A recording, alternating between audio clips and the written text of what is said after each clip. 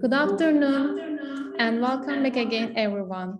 I am Birgül Çolak-Al and I'm a researcher at Bezmi Vakıf University, Institute of Life Sciences and Biotechnology. I am working at Molecular Biology Lab with Dr. Metin Rafiki. Today, I will be host for this parallel session of CADD and SARS-CoV-2. I would like to announce housekeeping messages regarding our symposium. To ensure a smooth running of this session, please make sure you have access to a good Wi-Fi or cable internet connection. We kindly request that you change your Zoom profile name to your full name to ease name tracking for attendance purpose.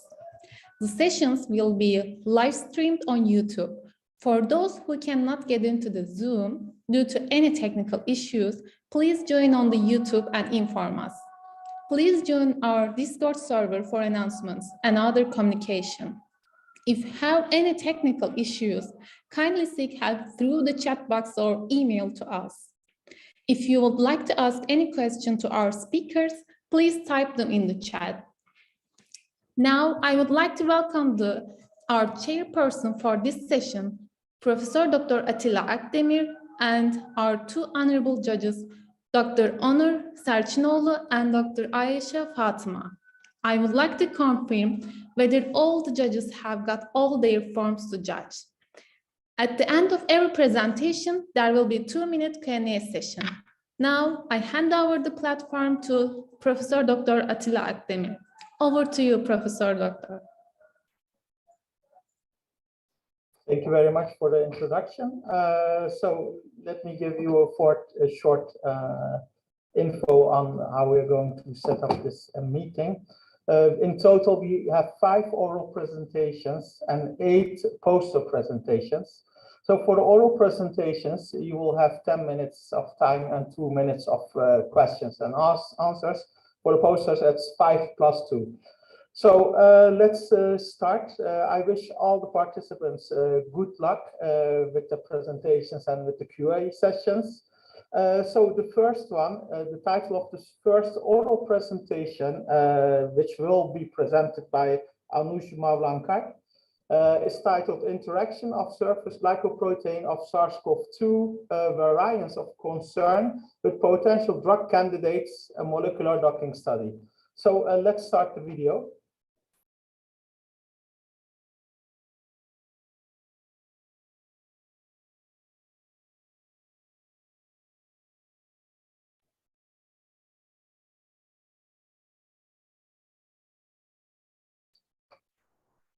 So, are there any problems? You good?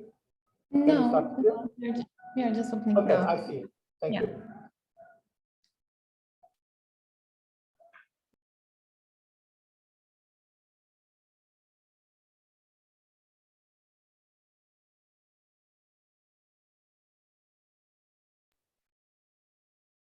There is no sound.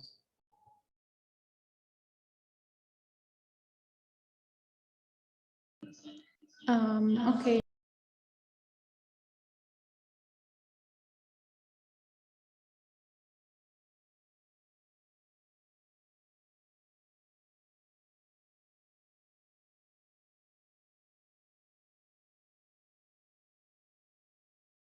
Greetings to all.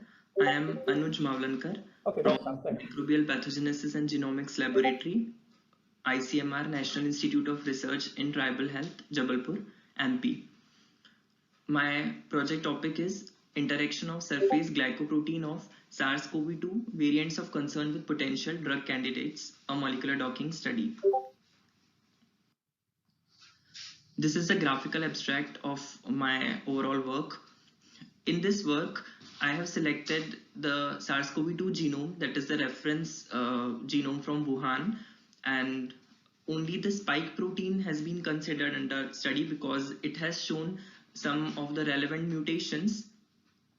So the spike protein has been randomly mutated with the amino acid or the amino acid positions that has been found to be mutated in all the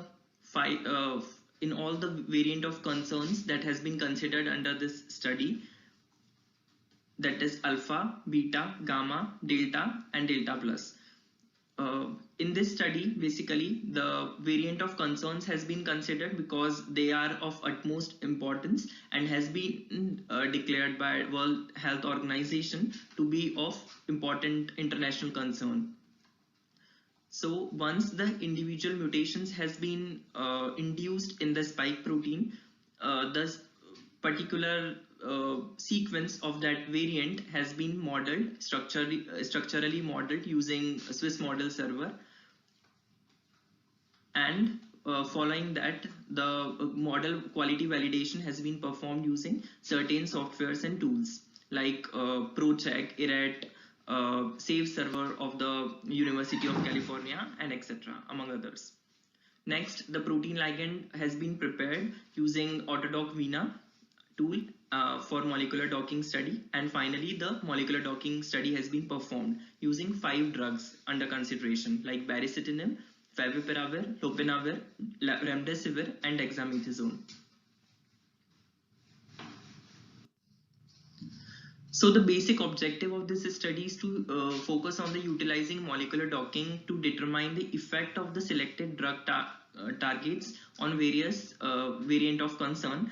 So basically, in order to estimate the relative changes in the binding affinity of various potential drugs against the characteristic mutational profile of the spike protein sequence in different variant of concerns to predict the therapeutic efficacy of these drugs against the variant of concerns. So as we all know, COVID-19 has emerged as a global havoc. The virus, since its emergence from Wuhan in December 2019, the virus has undergone several structural changes due to mutations in its surface glycoprotein, also known as the spike protein. So these mutations have led to the emergence of different genetic variants or which poses great threat to the due to increase in their transmission and virulence, and they have taken several lives of innocent people all across the globe. So with this information, WHO has classified some of the genetic variants into 3 categories, which is variant of interest, variant of concern, and variant of high consequence.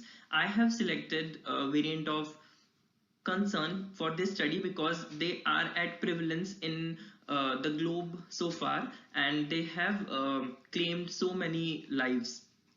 So just to check on what are the mutational profiles they have been, and what are the basic changes and changes in the structure and the functions of that strain that the virus has been going through, and what are the impact of the existing drug regime on these variant of concerns. So just to check it out, I have selected these drugs and the variant of concern for this study.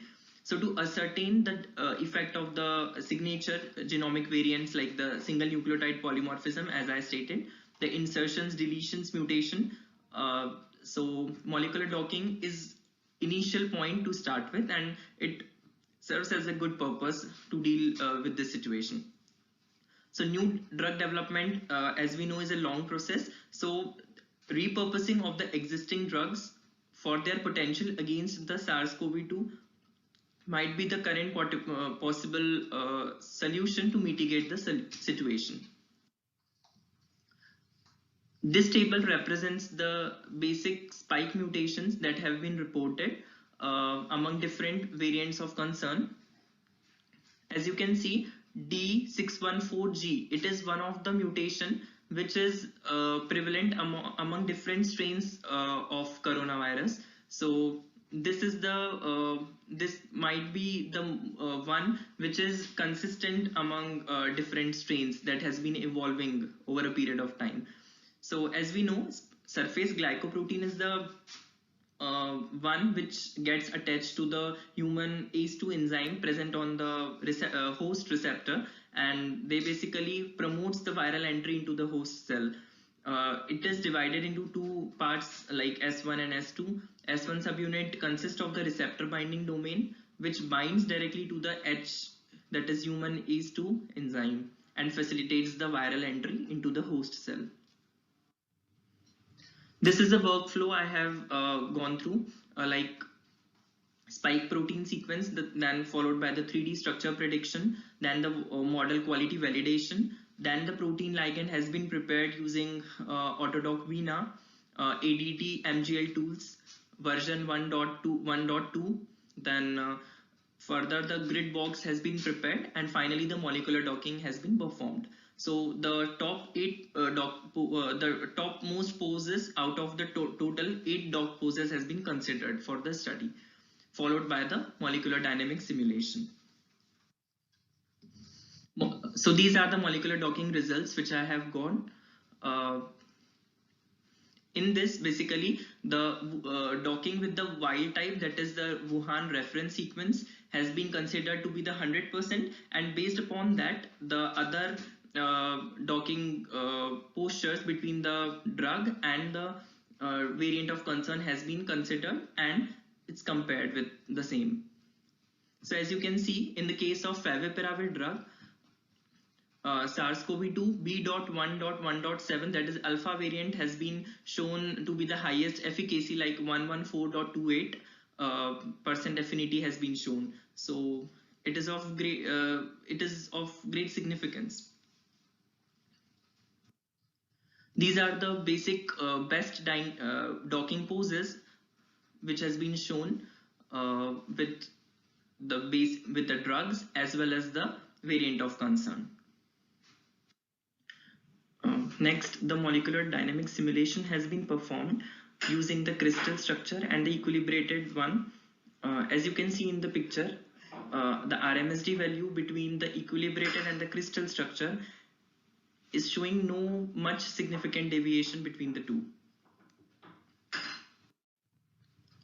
These are the graphs depicting various procedures that has been incorporated while performing the simulation part using GROMACS, like the energy minimization, temperature equilibration, pressure equilibration, and the radius of gyration computation. So these are well in accordance with till 5 nanoseconds time period, but it has to be further made run so that the actual condition can be recorded. These are the superimposing images of the initial docking posture and the final docking posture of the spike protein. As you can see, the blue one is the initial one at 0 nanoseconds time frame, and the red one is the image at 5 nanoseconds time. So the RMSD value came out to be of no significance. That is why I have selected to ensure the run for further 10 or 20 nanoseconds so that actual picture can be reached upon. So the final conclusion of the study is that drug repurposing may help to discover and identify the existing drugs against the potential genomic targets of the novel coronavirus.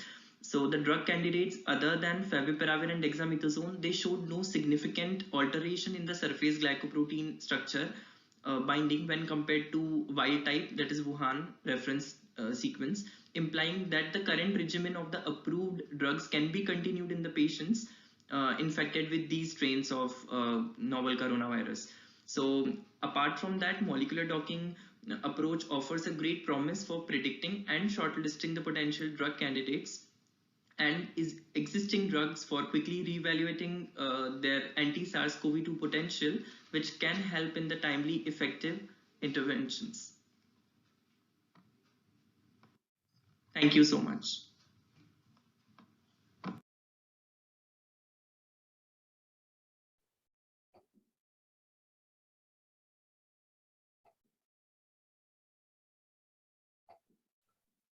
Sorry, I was trying to get online. Thank you for the presentation. We have two judges, Aisha and Onur. So do we have any questions? Aisha, can I get the first questions from you if you have any?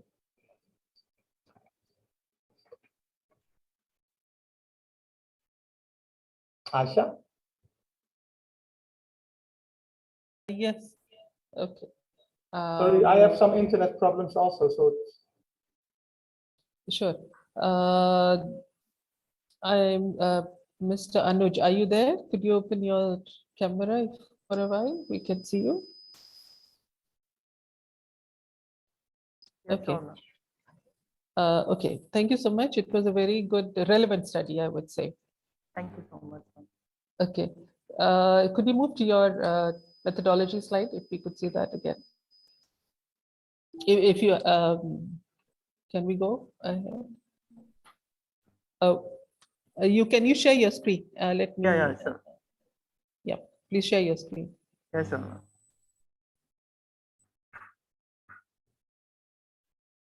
Okay.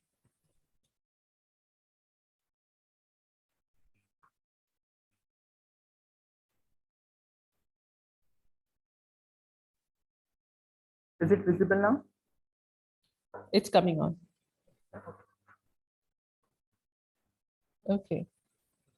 Could we move directly to your methodology workflow?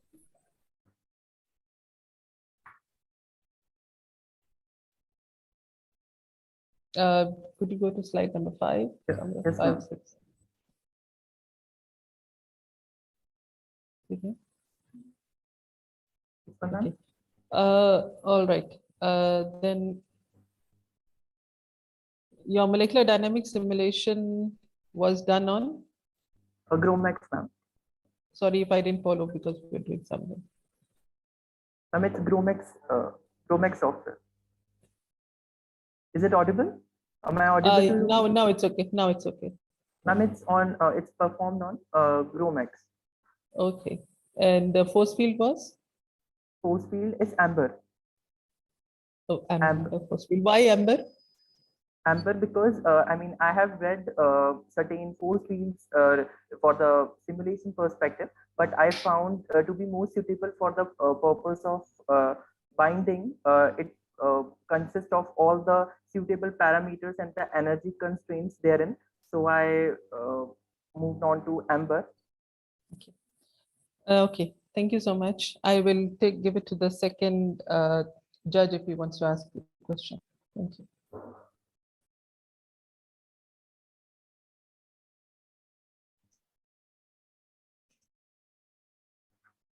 Okay, sorry, I have some problems over here. So is Honor over there? Honor, do you have any questions? Honor is our second judge. Anuj, thank you for the good presentation. I have one question also on your methodology. Yes. Can you go to the results where you showed binding affinities after molecular docking? Yes, so here you show, so here you show kilocalories per mole. Yes, sir. So they are all negative. So this is good. But then what does affinity percentage here means? So can you explain that to us? Yeah, sure, sir. Basically, after performing the autodocking docking for the respective spike protein with the particular drug, basically the Wuhan sequence, that is the reference one, here it is shown as SARS-CoV-2 WT, I have considered as to be the 100% docking, though it may be for certain reason coming out to be low for some drugs as well.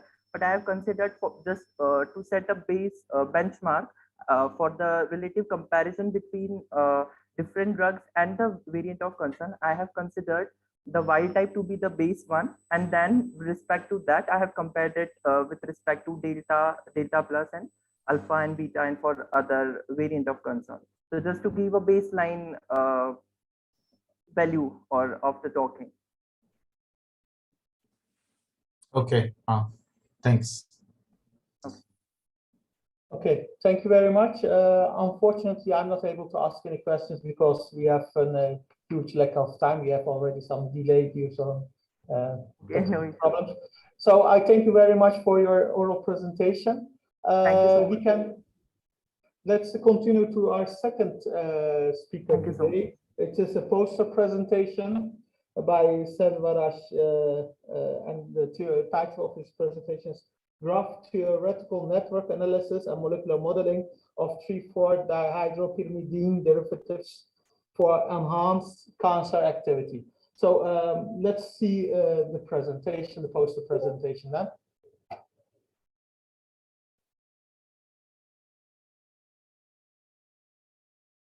Good morning. My name is Kunal Datta and I am a PhD student at Vidyasagar University, India. It is an in silico study of peptide analogs of the spike glycoprotein which showed antiviral properties against SARS-CoV-2. Last year on March 11, WHO had declared COVID-19 as a global pandemic. We are still in the middle of the battle against the SARS-CoV-2 with recent emergence of Omicron variant of SARS-CoV-2, which is now designated as variant of concern. An antiviral peptide is one of such alternative therapeutic strategy which are successful to combat SARS-CoV and MERS-CoV in previous studies. Therefore, with a similar kind of anticipation for the SARS-CoV-2, we have found 3 new antiviral peptides against SARS-CoV-2. Initially, the peptide sequences were predicted as antiviral peptide using ABP-PRED and meta-ABP. Sequence 12, sequence 12M, and sequence 13M can bind the receptor binding domain of the SARS-CoV-2, which is a prerequisite for communicating with the angiotensin converting enzyme 2. The amino acid sequences of the predicted antiviral peptides were then mapped within the spike glycoprotein of the SARS-CoV-2, and the results showed that they are in fact analogous peptide of the spike protein. The molecular interaction between the APPs and the viral membrane protein were likewise positive, indicating that it might hinder the viral repackaging processes.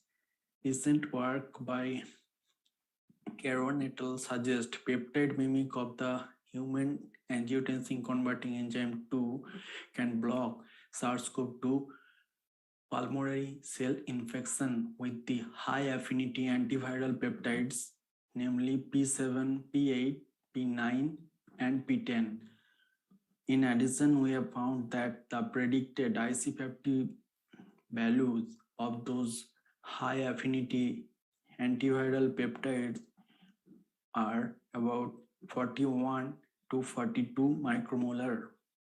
However, anti-SARS-CoV peptides, that is sequence 12, sequence 12M, and sequence 13M, showed lower IC50 value of about 38.54 to 39.38 micromolar, suggesting these APPs, antiviral peptides, might be promising too. Results from the molecular docking studies shows that antiviral peptide and RBD had a thermodynamically favorable interactions. Moreover, after the insertion of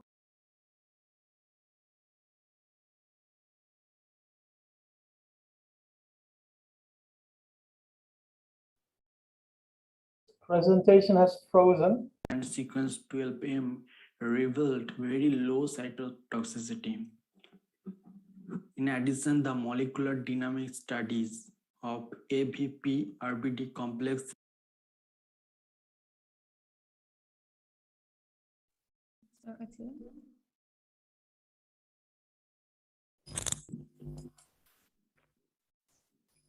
Mohammed, can you assist? It has frozen again.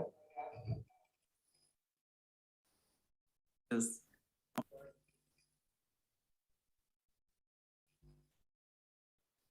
Hello, Dr. Attila. I'm sorry, I was told to stop because you were talking. Oh, okay. No. I couldn't hear anything. That's right. All right. of 100 NS revealed a stable RMSD and RMSF throughout the MD trajectory, and they were most stable in case of sequence 12 and sequence 12M. In addition, The MMP binding free energy calculated of the different APP-RPD complex system calculated using MMPP or GBSA method showed very promising result in case of sequence 12M followed by sequence 13M and sequence 12M. In conclusion, the antiviral peptide sequence 12, sequence 12M, and sequence 13M could be helpful to fight against SARS-CoV-2. However, in future studies, these antiviral peptide could also help to develop anti-SARS-CoV nasal spray. Thank you.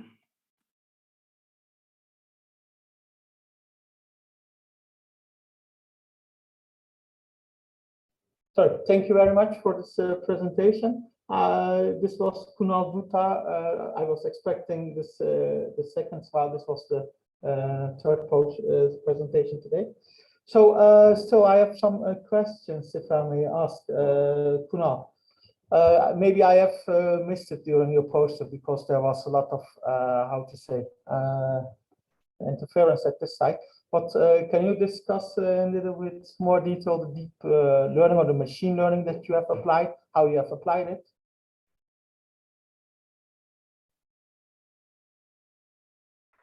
Professor, I think he's not here.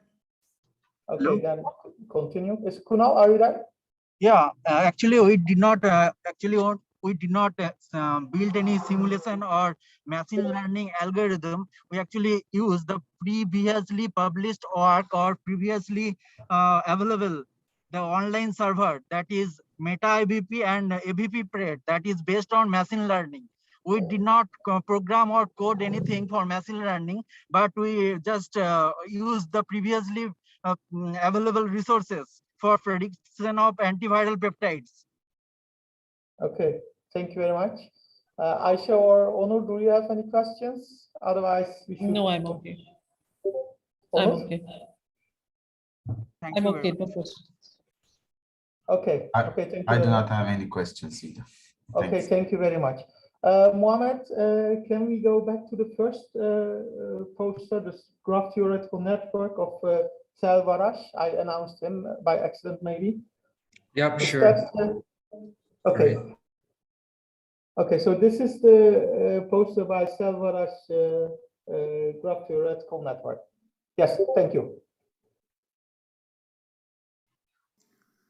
I am Vajrala Achireddy, pursuing my third year in BTech Biotechnology from Kalasalingam Academy of Research and Education, that is in Kishankovil, Tamil Nadu, India. And my co-members are M. Harish and R. Deepak. We are working under our professor, Dr. Selvaraj Kunijappan. And our topic of research is graph theoretical network analysis and in silico molecular modeling of bioactive compounds from Amaranthus spinosus against heptocellular carcinoma. And our introduction: liver cancer is among the least successful treated of all cancers, but among the most readily preventable. Heptocellular carcinoma is among the 10th most commonly diagnosed cancers and the 5th leading cause of cancer death.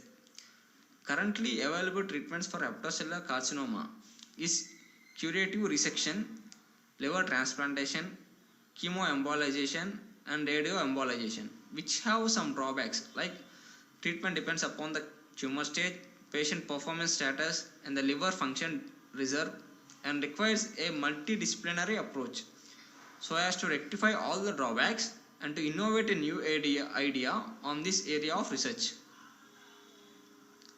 And our main purpose is to provide a cure to hepatocellular carcinoma by non-invasive means, to provide affordable cost and efficient way of treatment in the field of oncology, to provide light on effective bioactive components present in our pioneer plant species of Amaranthus spinosus. And our hypothesis is we perform pharmacoinformatics based screening of bioactive compounds from Amaranthus species against the specific target HRAS. Amaranthus spinosus. We have identified 9 bioactive compounds through IMPACT database, and they are the compounds are nicotinate, campestrol, cholesterol, heterothioconate, alpha spinastrol, beta carotene, 2,6 diamino hexoinic acid, phytosterol, and ascorbic acid. And we use different methodology in finding the drug. And they are: the graph theoretical network analysis was performed and identified ideal targets, that is HRAS, for in silico molecular docking by molecular docking using Autodock Vena in Pyrex tool to predict high binding affinity bioactive compound. And the next is in silico analysis predicted ADMET and physiochemical properties of explored bioactive compounds and were used to access drug likeliness. Highly effective compounds were chosen by analyzing drug likeliness property and molecular dynamic stimulation. The first is graph theoretical and network analysis. The graph theoretical concept applied in multifaceted signaling network. It may be possible to systematically examine the topology and the functions of selected network. Further, the graph theoretical network analysis can be used to predict the structural and the dynamic properties of a selected signaling pathway. Such predictions can assist the selection of ideal drug targets for reducing the complication of cancer. It also gives data on the active sites and the molecular interactions of bioactive compounds, which may help in molecular docking study. And the main function of this Ras pathway, it is used to transduce signals from the extracellular to cell nucleus, where specific genes are activated for cell growth, division, and differentiation. This Ras pathway also involved in cell regulation, wound healing, and tissue repair, and integrin signaling, and also cell migration. The Ras pathway is able to stimulate angiogenesis through changes in expression of genes directly involved in the formation of new blood cells. Thus, signaling through the Ras regulate a variety of cellular functions that are important for tumorigenesis. Through the network analysis of this Ras signaling pathway, which we performed using Kedge database, we found 3 nodes and 97 edges. And the next one is binding affinity of the compounds using Autodock Vena. Here are the 9 compounds which we took. And of those, campestrol, it's showing high binding affinity, that is minus 9.1. Here we can find in the 2D diagram that campestrol is associated with many amino acids. In silico predicted ADME parameters and physiochemical of campestrol. Here, through this radar plot of campestrol, we can see the lipophilicity of campestrol is high. So we can see the insolubility also is high. If the lipophilicity of this compound decreases, insolubility also decreases. And it is the only lipophilicity that is violating the Lipinski rule of 5. Boiled egg model validation of campestrol. The egg boiled model is helpful to predict 2 key pharmacokinetic properties simultaneously. That is, the passive gastrointestinal absorption and the blood barrier penetration. The egg-shaped organization plot shows that the compound present in the yolk represent highly probable permeation, whereas the albumin represent highly probable human intestinal absorption. The compound and the standard drug found in albumin elucidate the good absorption of intestinal region. The toxicity studies of campestrol. AMSC toxicity and the max tolerable dose, HREG inhibition, LD, hepatotoxicity, carcinogenicity, skin sensitization, toxicity, and minotoxicity, all are listed here. In the molecular dynamic stimulation, RMSD graph, and the hydrogen bonding here are given here. The molecular dynamic stimulation study confirms the stability of HRAS ligand complex. The intermolecular interaction assumed by dynamic conditions paved the way to discover the bioactive compound campastrol and that prevent the cancer cell proliferation. RMSD is an important parameter that is used to analyze the equilibration of embryo trajectories and check the stability of complex systems during the stimulation process. RMSD of the protein backbone atom were plotted against the time to access its variation in structural conformation. And the hydrogen bonding, it shows how the bonding of campastrol with various amino acids. Here are the key findings. Out of the 9 compounds, the compound with higher binding affinity was found to be campastrol, that is minus 9.1 kilocalories per mole, and the same has been taken under consideration for validation. For validation, we plotted the compound characteristics in boiled egg model present in cis-ADME. And the plot, it was clear that the bioactive biocompounds taken with high binding affinity as a lipid compound. As a result, the lipid generally has a long-term effect while consuming it, and the same is needed for curing the cancer. And our conclusion is the molecular docking investigation exposes that bioactive compounds campastrol showed good binding energy against HRAS protein. The selected compound had no toxicity. The molecular dynamic stimulation study confirms the stability of HRAS complex. The intermolecular integration assessed by the dynamic conditions paved the way to discover bioactive compound campastrol that prevents cancer cell proliferation. Thank you. Thank you very much for this oral presentation. Now let's quickly go to the question and answer session. So let's start with Aisha. Aisha, can I have some questions from you? Do you have any questions? I'll give it a pass. I'll give it to Okay. you to ask. Okay. Onur? Hello, sir. Yes, I have one question. Yes, sir. please. About your graph theoretical network analysis. Have you completed any kind of this target? Yes. Sir, can't get you, sir. Can you repeat the question? Repeat that one. If nobody has a question, I have a question. Network analysis. Sir, can you repeat the question? Should I repeat the question? Yes, sir. Can you repeat it, sir? About graph theoretical analysis. Have you completed any?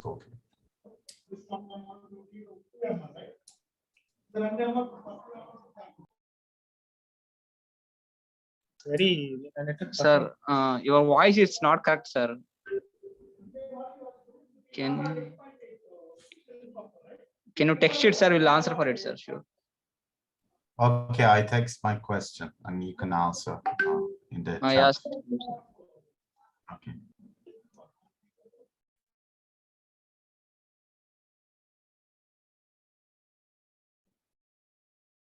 So we are now waiting for the question of Onur, and after we get the answer of Vajrala, we will take a short 5-minute break.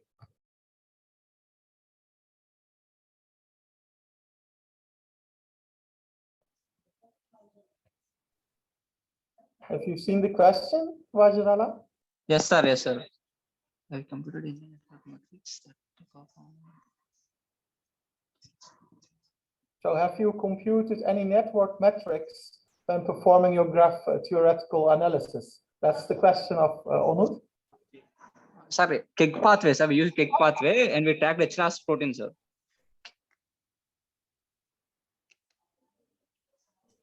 All right, thank you.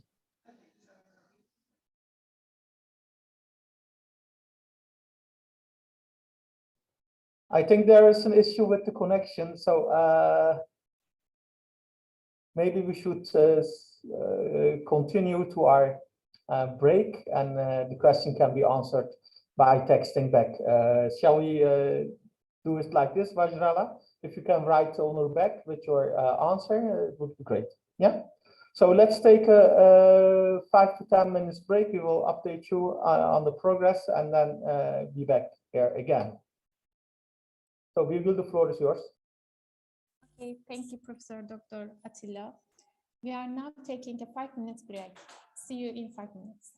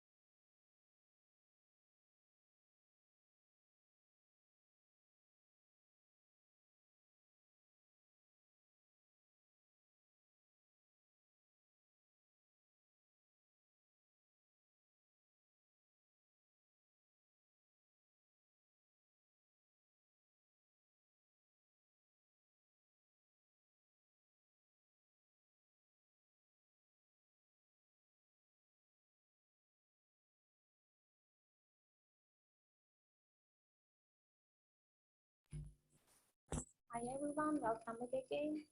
Now we will continue our poster presentation. Now I hand over the platform to Dr. Attila. Please. Okay, thank you very much. Welcome back, everyone. Sorry for the very short break that we had to schedule in. We had some small technical issues that we fixed, I assume. So we will continue with the poster presentation of ISMA. And the title of a poster presentation is In Silico Analysis of High-Risk Missense Variants in Human ACE2 Gene and Susceptibility to SARS-CoV-2 Infection, as you can see on our screen. So, well, the floor is yours. Hello everyone, I would like first of all to thank the organizer of this meeting for inviting me here today. So let me introduce myself. I'm Seh Asma and I'm a third year PhD student from Hassan II University in Casablanca, Morocco. So I'm pleased to present my poster on in silico analysis of high-risk missense variants in human ICE2 gene and susceptibility to SARS-CoV-2 infection. So I divide my poster presentation into four main parts. So the SARS-CoV-2 colonizes the respiratory tract system, causing symptoms similar to those of common cold, such as respiratory disorders, runny nose, cough, shortness of breath, and fever for several days. So SARS-CoV-2 infects the respiratory tracts and engender acute respiratory disease, and generally it resides in angiotensin converting enzyme 2 as an entry receptor for SARS-CoV-2 spike protein priming. So, very recently, it remained possible that ICE2 gene polymorphism may influence both the susceptibility to SARS-CoV-2 infection and COVID-19 disease outcome.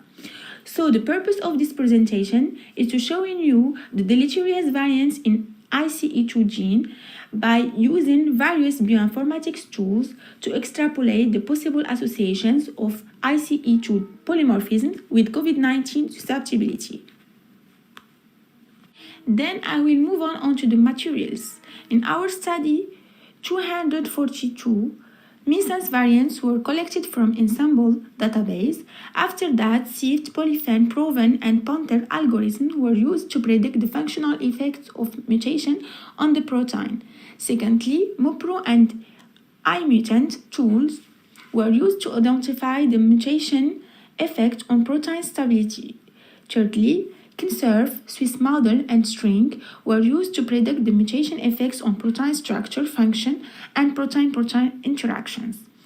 So let's now move on to the results. So in our in silico analysis, we identified 6 non-synonymous SMP, namely D427Y, R514G, R708W, R710C, R716C, and R768W from 12 non-synonymous SMP.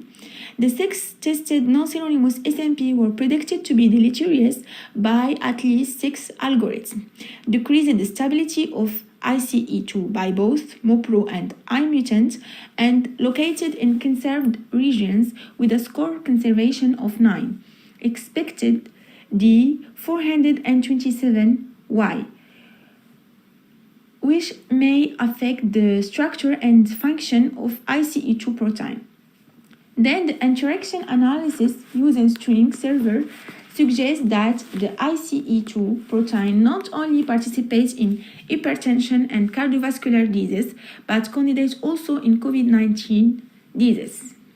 So lastly, these findings show that the 6 tested variants are the structurally and functionally most significant variants in the human ICE2 gene. So it has been found that the residue arginine 708, 710, and 716 are located in the dimeric interface of human ICE2, and they are found to be important for its cleavage by the protease TMPRSS2, and this processing is indispensable for augmentation of SARS-CoV-S driving entry into host cells. So finally, I would like to address the limitation of our in silico analysis is that the 6 deleterious variants should be confirmed with future extensive experiments and clinical wet lab approaches to figure out the mechanism of these mutations in susceptibility to COVID-19. And thank you for your attention. Thank you very much, Esma, for this presentation. Would like to have some questions. Are you there? First of all, if you're there, can you show me figure 3, please? You can ask Dr. Tila. Okay, yeah, I wanted to see figure 3, whether Esma can show me figure 3. I have a question about figure 3. Esma, are you there?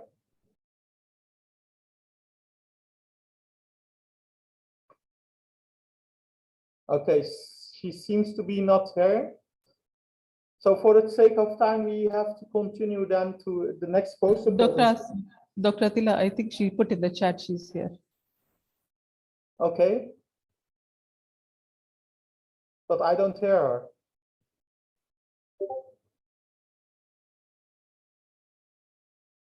Okay, she has a connection problem. So we need to continue. And if she can restores connection, we can ask the questions to her. Is that okay? So let's continue with the next poster. So please write me, Aisha, Esma, if you are here, if you can join us, if you restore your connection, please write me and we can schedule a new the question hour. So now let's continue with the next poster. In silico and in vitro elucidation of Balactaka compounds on macrophage polarization. Yes, it's on screen. So yeah, we can start the video now. Hello everyone, I am Vijayalakshmi Muniyandi from India, presenting the poster on the in silico and in vitro elucidation of Balactaka compounds on macrophage polarization. Initially, inflammations are otherwise known as boosting the immune system. Macrophage polarizations were studied in this research, which is nothing but an alteration of the expression of the macrophages based on their different phenotypes, M1 and M2 phenotypes, in which M1 is involved in the pro-inflammatory actions and M2 are involved in the anti-inflammatory actions. In this study, we have chosen a plant compound Balactaka for the macrophage polarization study. The research studies were carried out in the following steps, such as retrieving the bioactive compounds and then identifying the target proteins, followed by a molecular docking study, then admit property prediction, finally an in vitro analysis for the macrophage polarization. The result predictor here is the identification of the target protein through the graph theory by the cytoscape software in the TLR signaling pathway. The proteins identified were the NF-kappa-B and the phosphoprotein, NF-kappa-B and the phosphoproteins. Can either induce or inhibit the proteins in case of any inflammations. The proteins identified were modeled using the Swiss model server using the protein sequences of human. Then the bioactive compounds, 17 bioactive compounds were identified from the research reports, and together the bioactive compounds and the target proteins were taken to a docking study. The docking study were carried out using a pirate software, and then they uses an autodock VNOT tool to dock the proteins with the compounds. The compounds such as L+ascorbic acid dihexadecanoate methyl tetradecanoic acid has the highest binding affinity -4.7 kilocalorie per mole with the NF-kappa-B proteins, and then another compound hexadecanoic acid has the binding affinity of -3.8 kilocalorie per mole with the phosphoproteins. The result predictor from the molecular docking study indicates that the Balactaka compounds has the greater binding affinity to the NF-kappa-B protein than the phosphoproteins.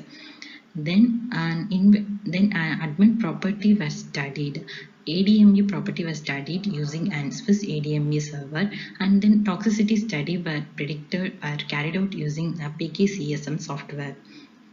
Then finally an in vitro analysis were carried out for their macrophage cell viability and their morphology. Finally, polarization studies were carried out. The cells viability were assessed using an MTT assay in which the differential concentration of the Balactaka crude extracts were treated to the cells, and the cells were identified at a different absorbance at a 595 or 655 nanometer. The results depicts that the Balataka extracts of 45 microgram per ml has the highest absorbance than other concentrations. The visualization of the macrophage through the phase contrast microscope indicates that the treated cells changes in their morphology due to the cytoplasmic elongation that causes the macrophage polarization or their change in their phenotypes. Then finally, a macrophage polarization studies were carried out in the cell line. The cell lines were treated with control and then Balataka crude extracts. This macrophage polarization studies were carried out at an interval of 8 hours. The picture shows here that there is a migration of the immune cells towards the tissue that is made to wound. And at the 24th hour, there is a massive migration of the macrophage cells at the site of wounded area.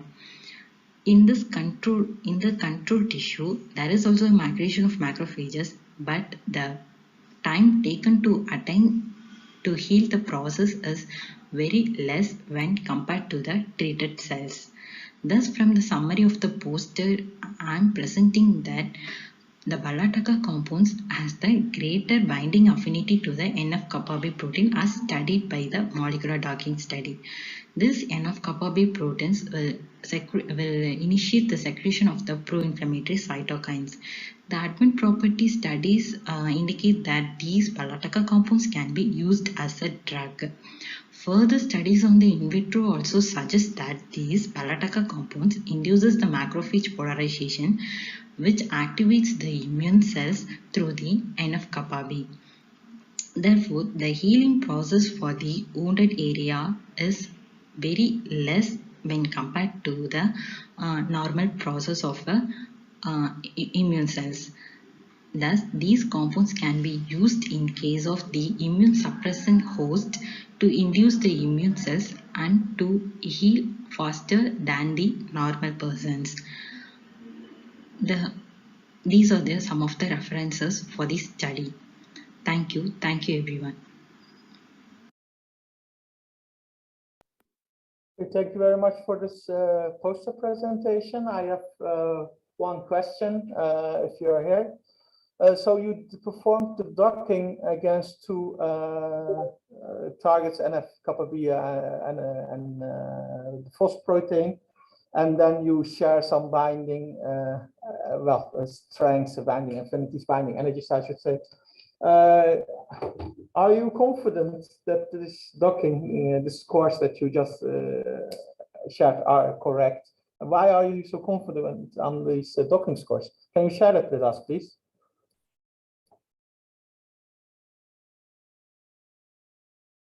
Are you here? Yes, sir, I'm here. Okay. It's just an in silico study, sir. Though these compounds, these proteins are identified from the graph theory, so they may have the binding affinity to this particular proteins, the compounds from the Balataka. Okay, but you then go to docking studies to investigate the binding, basically to understand the strength of binding. And do you believe that docking studies are sufficient for this? Are they reliable enough? Yes, especially for if you look at 17 compounds? Yes, sir. For that, further we have carried out the in vitro studies. So from this in vitro studies, we confirm that NF-kappa B may be the target proteins. Okay, thank you very much. Yes. Any other questions, Aisha, Onur? Yes, I have one. Yes, sir.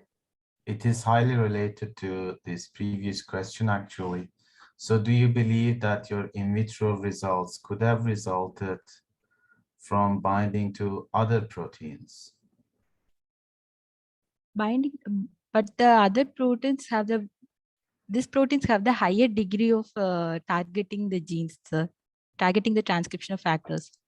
So this out of the 17 compounds, these compounds have the higher binding affinity. So these compounds may have the effect in the cell lines. Okay, thank you. Okay, sir. Thank you, sir. Thank you. Aisha, do you have any?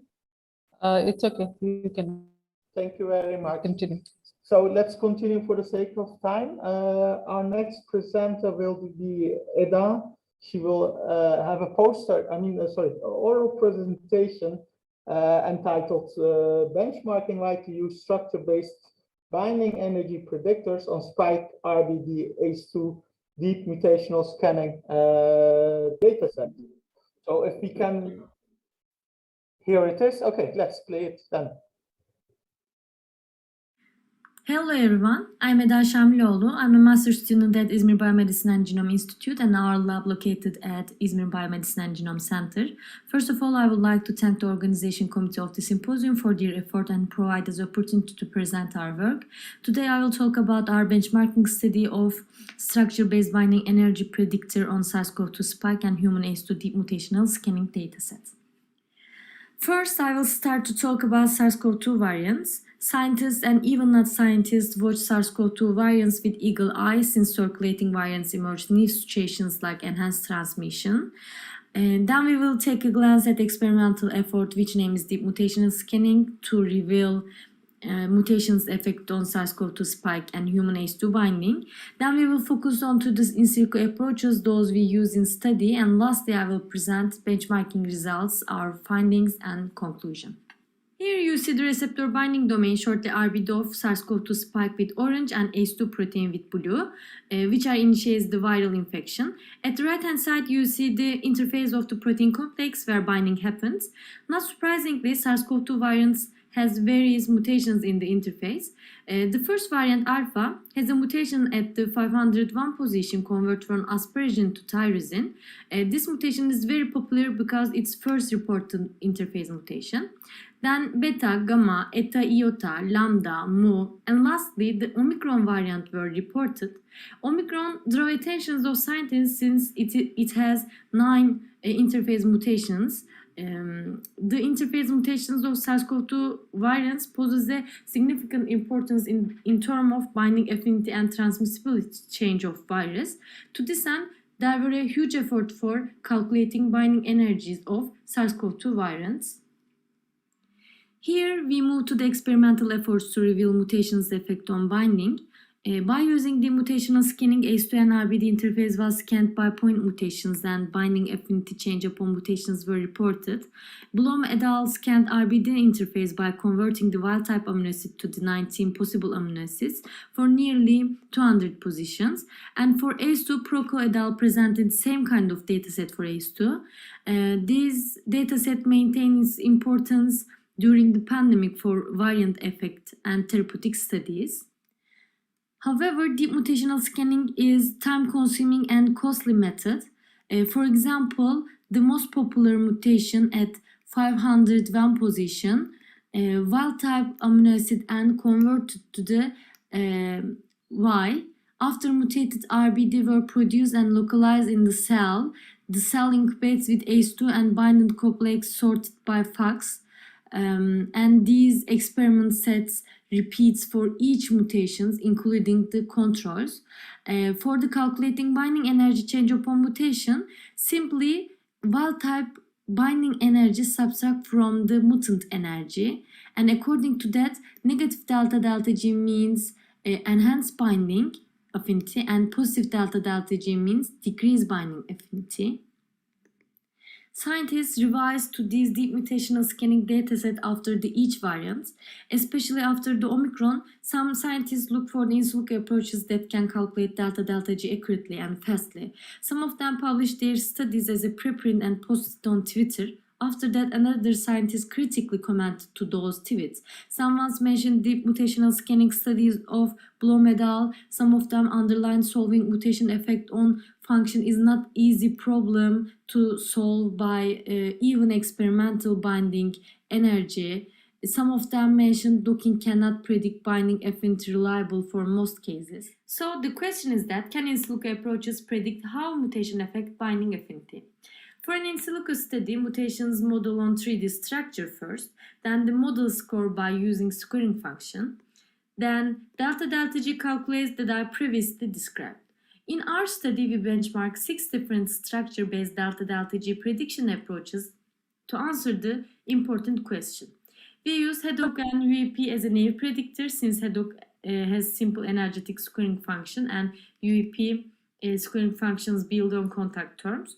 Addition to those, we use FoldX, EvoF1, Mutabind2, SSIP predictors.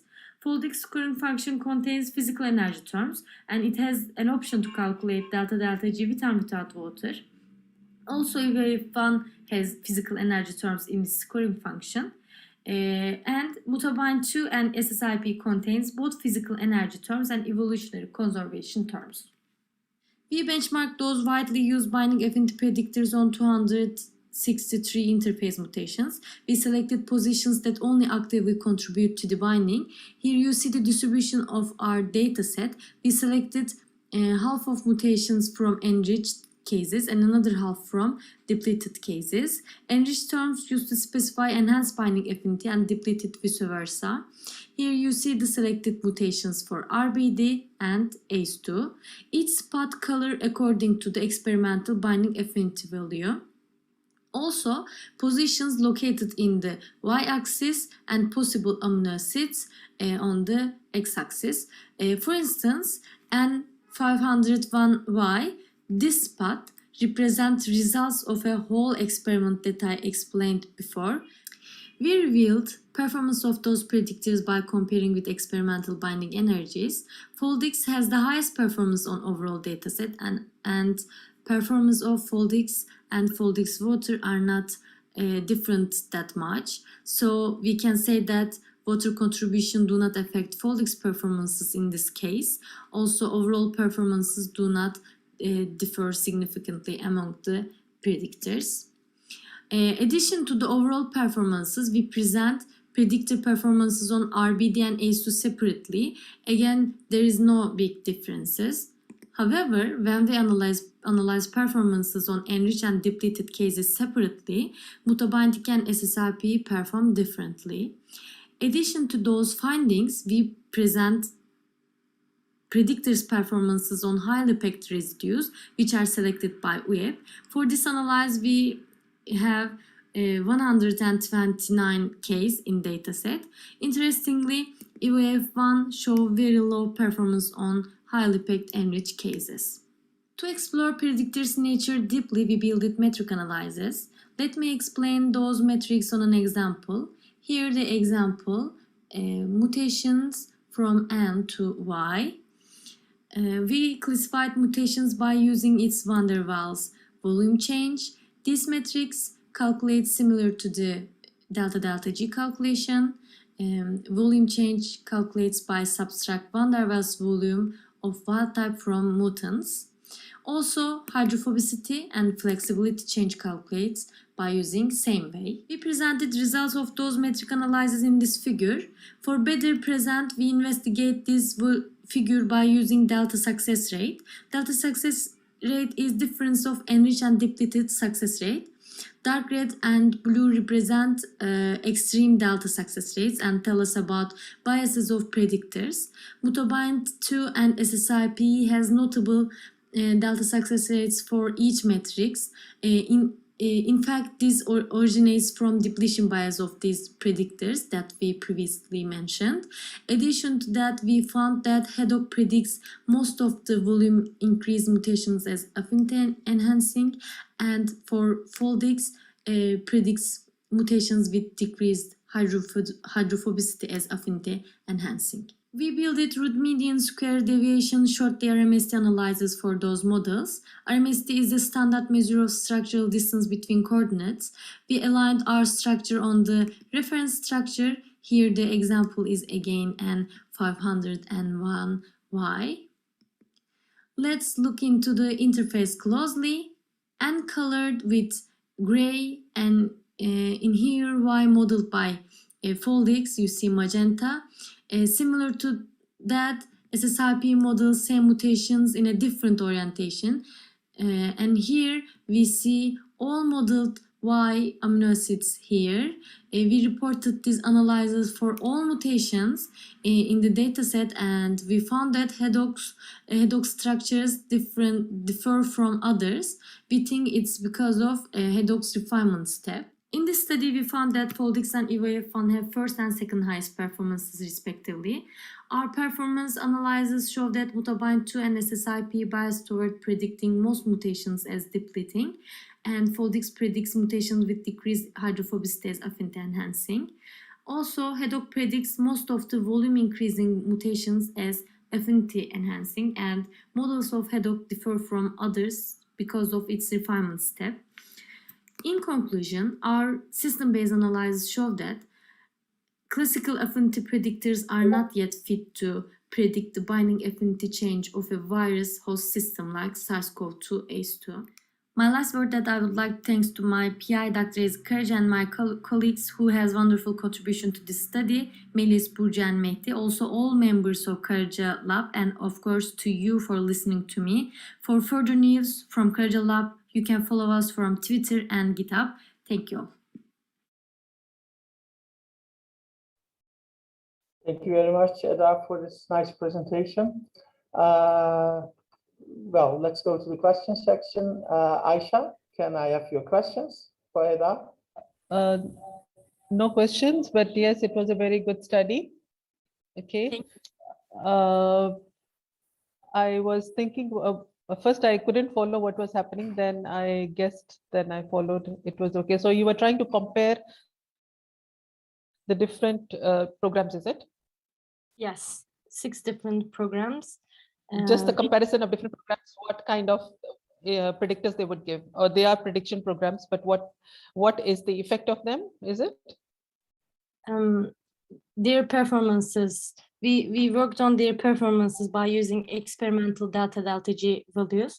We already know the experimental delta G, so we can look for performances of these tools, and then we see that the performances overall not change, but when we dissect the data set according to enriched depleted mutation or according to volume change, we see something that about nature of predictors. Okay, thank you so much. Okay.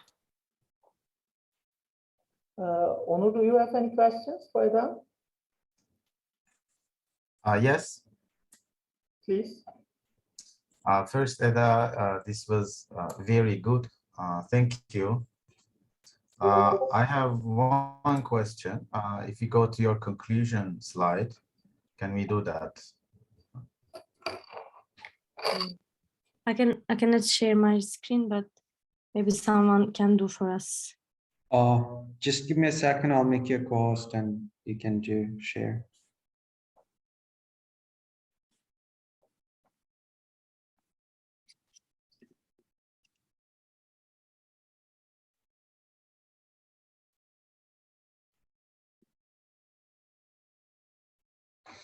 Eda, can you try, please? Okay. Just a second.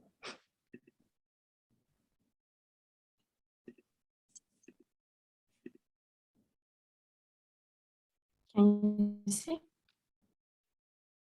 Yes. Oh, so that sentence. No, the next one, I think the next slide. Yes, so classical affinity predictors are not yet fit to predict binding affinity change. Can we conclude that none of them are successful enough for practical applications? What do you think? Let's say Foldix has the highest performance, but it is not even fit because it has, for example, hydrophobicity bias. So it tells us there should be a bias while we try to predict. So let's say we see that MD analyzes some MD analysis for a delta G prediction are significantly have good performance. So I didn't mention these studies, but its affect our conclusion. Okay, thank you. Thank you. Okay, thank you, Eda, for your nice presentation. The next one will be a poster presentation again. In fact, we will have two succeeding poster presentations. The first one being presented by Pranavati Yana, target discovery and animation of hypothetical proteins from Klebsiella pneumonia, identifies BCT, family protein, and so on and so on. Yes, that's the one. So good luck. You may start. Hello everyone, I am Pranav Dhyani, PhD student from Department of Bioinformatics, Pondicherry University. This is my poster presentation video entitled Target Discovery and Annotation of Hypothetical Proteins from Klebsiella pneumoniae, which identifies BCCT family protein involvement in host pathogen interaction. Klebsiella pneumoniae is a gram-negative opportunistic bacterial pathogen that causes various healthcare-associated infection in immunocompromised patients. This pathogen has become resistant to various currently available antibiotics, including some of the last resort treatment options like colistin and carbapenems. In 2017, WHO released a list of priority pathogens for which urgent antibiotics are required. And also recently, India released a priority pathogen list which includes Klebsiella pneumoniae as a top priority pathogen. To tackle the pressing issue of antimicrobial resistance, new interventions are required in discovering novel targets as well as new antibiotics. In this context, hypothetical proteins are proteins that are predicted or identified protein but lacks experimental evidence in functional role. About 20 to 40% of newly sequenced genome consist of hypothetical proteins, and which are difficult to characterize experimentally, and primarily they are annotated using computational approaches. This can aid or assist in identifying new functional role as well as identifying unexplored targets in an organism. To identify and annotate the hypothetical protein, we followed an overall methodology comprised of several steps. First one is identification of hypothetical protein from the genome or the proteome actually, and then screening of proteins which has the properties of target likeness, like that is essential to the pathogen, and non-homologous to the host proteome, that is human, and function prediction of those proteins was carried out by domain analysis, gene ontology analysis, and then interaction analysis. And we were able to characterize 17 of such protein, and further physicochemical properties, virulence prediction, druggability, subcellular localization was carried out for the 17 proteins, and further host pathogen interaction of the 17 proteins was carried out, and one protein was identified to have interaction with human host, and for which a structure of the protein was predicted. So the overall finding are 540 hypothetical proteins were identified in the genome of Klebsiella pneumoniae, out of which 40 proteins were found to be essential, which are similar to E. coli, Vibrio cholerae, Salmonella, and Mycoplasma. And out of the 40 proteins, 30 proteins were non-homologous to host.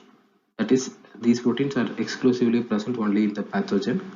And we were able to annotate successfully 17 proteins, and all these 30 non-homologous protein has the capability to become targets, and the functions of these 17 proteins ranges from like enzymes, lipoproteins, stress-induced protein, transporter, toxin proteins, etc. And the virulence prediction of these 17 proteins identified two proteins which are similar to Listeria monocytes protein P60, which is an extracellular virulence protein which helps in survival and host invasion, and the other protein is similar to E. coli protein, which is also an extracellular adhesive fiber common protein which is present in both commensal and pathogenic E. coli. And the 17 proteins were classified based on their localization into drug and vaccine targets, and 16 of the protein which are present in cytoplasm, periplasm, and inner membrane are classified as drug targets, and one protein as a vaccine candidate. And druggability analysis from targets present in drug bank and CHE-IMBEL showed that these proteins are indeed novel targets, and further characterization of host pathogen analysis identified BCCT family transporter protein, which is similar to Escherichia pestis protein, having interaction with 5 of the human host protein. The human protein has the function ranging from binding, catalytic activity, transcription regulation, and biological adhesion. The spectra of that protein which is involved in host pathogen interaction was predicted. So the conclusion of the study is understanding the function of hypothetical protein is important as it facilitates to identify new roles of proteins which are previously existing and also aid in identifying new therapeutic targets. And 30 of these pathogen-specific essential proteins could be considered as novel targets, and 17 proteins were successfully annotated using computational approach. And all these targets are novel targets, and then 16 of them are drug and 1 is vaccine candidate, and that was involved in host pathogen interaction. And the structure prediction of these proteins was carried out, and these overall findings from the study could help in developing new antibiotics as well as new treatment measures in tackling Klebsiella pneumoniae infections. Thank you. Thank you for this presentation. I have a quick question. So can you discuss how you define druggability, how you have implemented this into your project? So in this project, we have used existing targets which are present in drug bank and CHMBL. It is more like a sequence-based approach where we have not included the structure models, but based on the sequence similarity. So if they show high similarity, so we assume that there is a drug target present in the database. So we assume they are druggable targets. Otherwise, they are like novel targets. Mostly they are like FDA approved targets will be present in drug bank or investigational targets. Okay, thank you very much. Aisha or Onur, do you have any questions? Yes, I have one question. So you have used a sequence-based approach to determine similarity between known drug targets and your hypothetical proteins. Is this correct? Yes, that's right. So do you have any similarity level results, or did you have a cutoff for this similarity? How did you decide whether your protein was actually similar to known targets? Okay, whatever we found so far in the study, based on the annotation, these 17 targets, right? So annotated proteins were not similar to the existing targets actually. We didn't find any similar target sequence present in either of the database. All right, thanks. Thank you. Thanks. Aisha, if you don't Do we have time? Do we have time? Then I have a question. For you, yes. We have a question. We can ask, right? Yes, yes. Okay. Okay. I couldn't understand your methodology quite clearly. If how like Dr. Attila and Dr. Owner said, how did you do it actually? Could we see your targets or your? Can I go see your target if possible? Do you have this on your computer? Currently, I don't have. Maybe later I could show you or send you. Yeah. Sure. Yeah.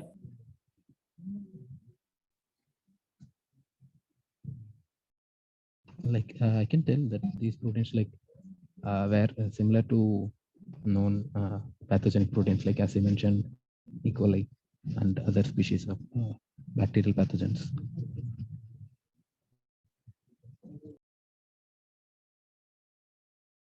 Okay, thanks. Thank you, Attila.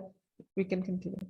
Okay, thank you very much. We continue with another poster presentation by Jimmy, entitled Complete Alpha-2 Model Assessment of the Ryanodine Receptor Isoform 2. So, floor is yours. Hi, I am Cemil Can Saydan. I am a master's student in Computational Science and Engineering Department at Istanbul Technical University. We work on the computational biology studies, and in this study, we try to build a complete model structure for random receptor 2 using the state-of-art model IFOL2 and other methods of TR Rosetta and Rosetta comparator modeling. And random receptors are homotetramic intracellular ion channels, which are key element in excitation and contraction coupling by regulating the calcium release from the cytoplasmic reticulum to cytosol.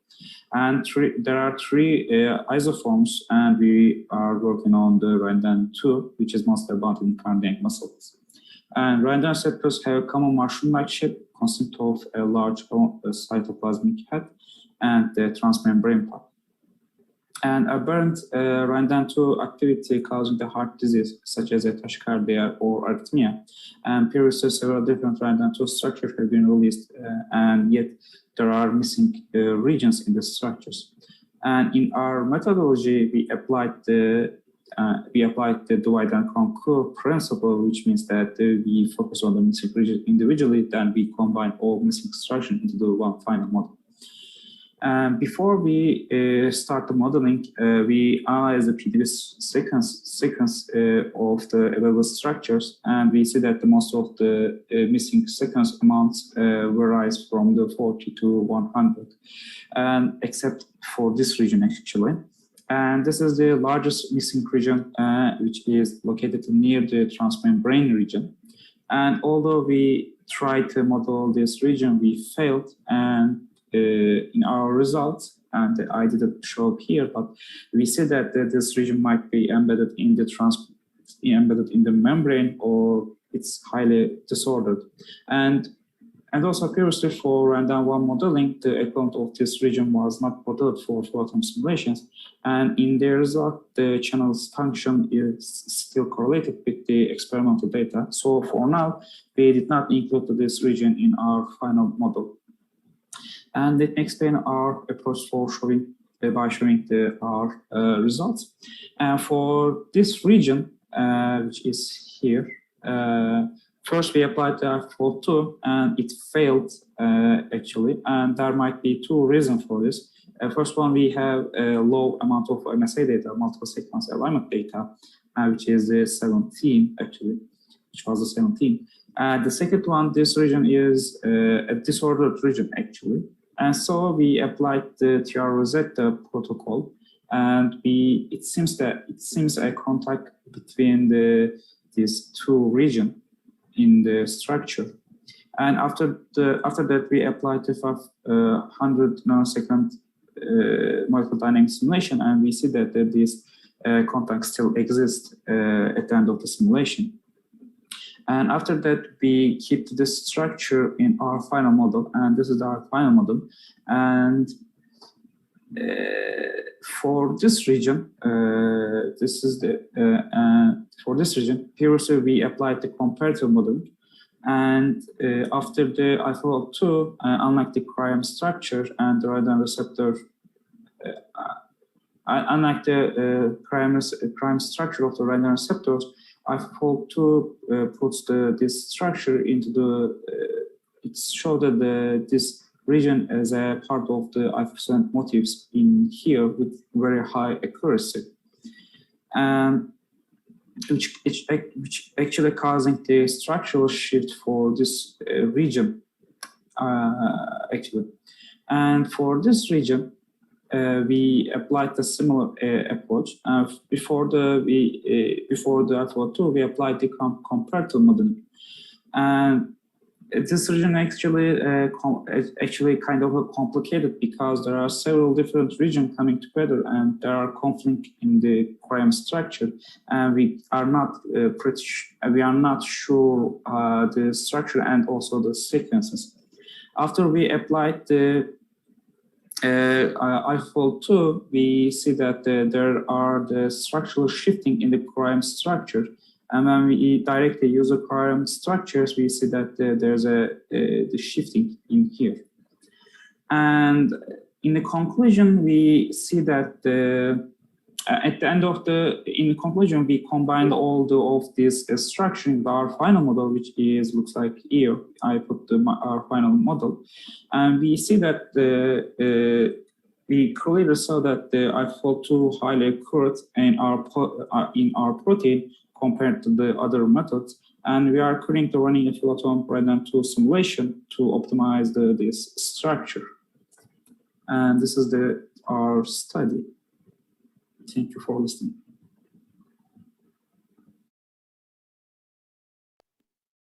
Thank you very much for this presentation. Aisha, Onur, do you have any questions? Aisha? I'm okay. Just a comment, it was a good one. However, I couldn't really get to the comparison of your structures that you were doing. You were showing on the cryo and then on the AlphaFold, correct? So somewhere I got lost somewhere. Yeah, actually, I suppose I need to represent my study on my poster. I didn't prepare the nice presentation. That's why I couldn't show all information at exactly the cryo structure, because we have limited area for poster. But let me explain. Can you share my poster maybe?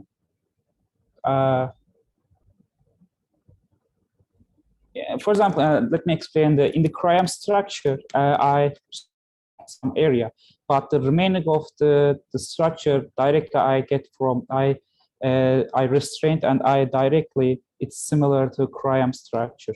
I mean, maybe. Sorry for. Are you sharing your screen? Yeah, I'm looking now. I want slides of mine for your. Sorry for.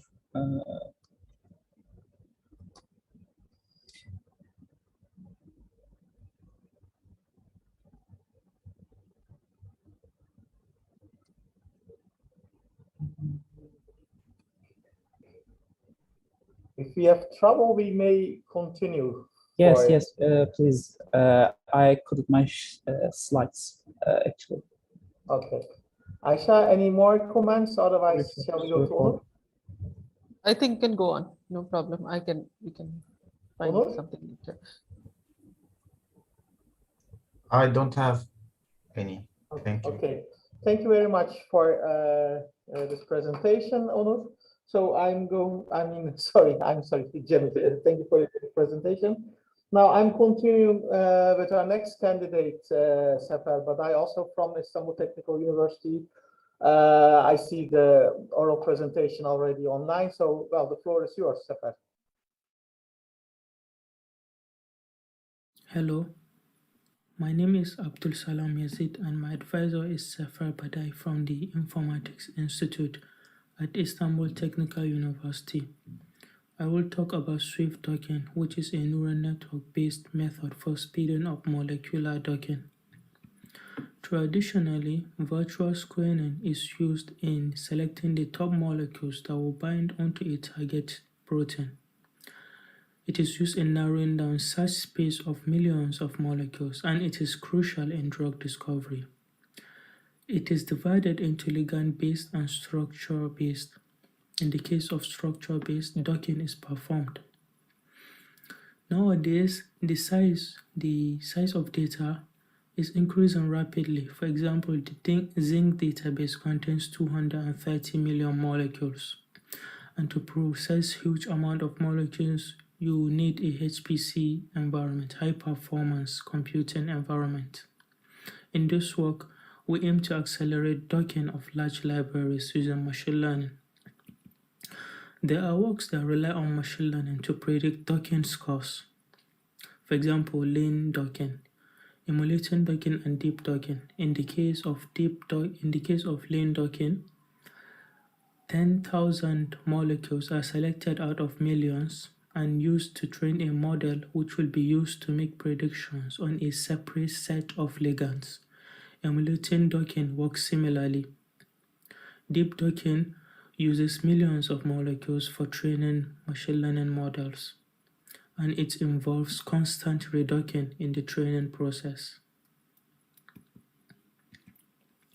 In our work, which is Swift Docking, uses a long short-term memory LSTM neural network, and it is designed without the need to be used without any HPC or any GPU.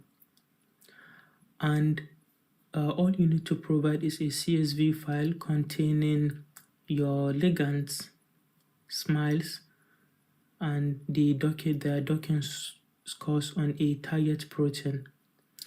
And in our case, for example, if you provide the ligands, say you have millions of them, in our case that we have up to 3 million molecules for a target, we select 0.2% or 7,000 molecules and train a neural network, and then use the network docking scores prediction on the 99.8%. Well, if you provide a CSV file that has smiles, those smiles, you just cannot push them into a neural network. You need to convert them into something numeric, and that's why we have a set of descriptors that we used in our experiments. So some of them are distinct. For example, one hot encoder. Some of them, for example, D3 contains Mackey's fingerprint, which is a 167-bit vector that asks questions about a ligand. For example, if there is a carbon atom, it puts 1, else it puts 0 in a particular place in the long 167-bit vector. On the far right, we can see the number of features for each of the descriptors. We have 3 target proteins. Actually, the first one and the third one are the same target, only different binding sites. And that target protein is a DRP1 GTP base. In the first case, it is a GTP binding site, and the second case, it is M1D 49 interaction interface.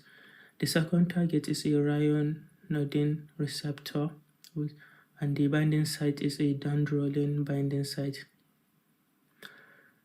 On the far right, we can see the number of ligands in each of these cases, in the 3 targets. We use Autodoc Vina for the docking process. So after, during the training, we experimented with different combinations of descriptors with different training set size to see the effect of the training set to train the model. So out of, say, 1 million molecules of a target, we select 7,000 for training. We also select 10,000 up to 250,000 for different descriptor and for each of the targets. And we calculate the R-squared coefficient of determination on a test set. This R-squared metric is between 0 and 1, and R-squared of 1 means the model is perfect. The predictions of the model's docking score predictions are perfect. 0 means the model is not generalizing well. So, for example, here we have for training on target 1 and 7,000 ligands out of 3 million, for example, the testing data R-squared is 0.83, and for 350 it is 0.86. The difference is not much, which made us conclude that it is okay to just use 7,000. So we also plotted the scatter plot of the 3 targets between the predictions of the model's predicted docking scores and the actual docking scores for different models for the 3 targets using the D3 descriptors and training on 7,000 molecules. And the far left, we can see the Swift docking LSTM.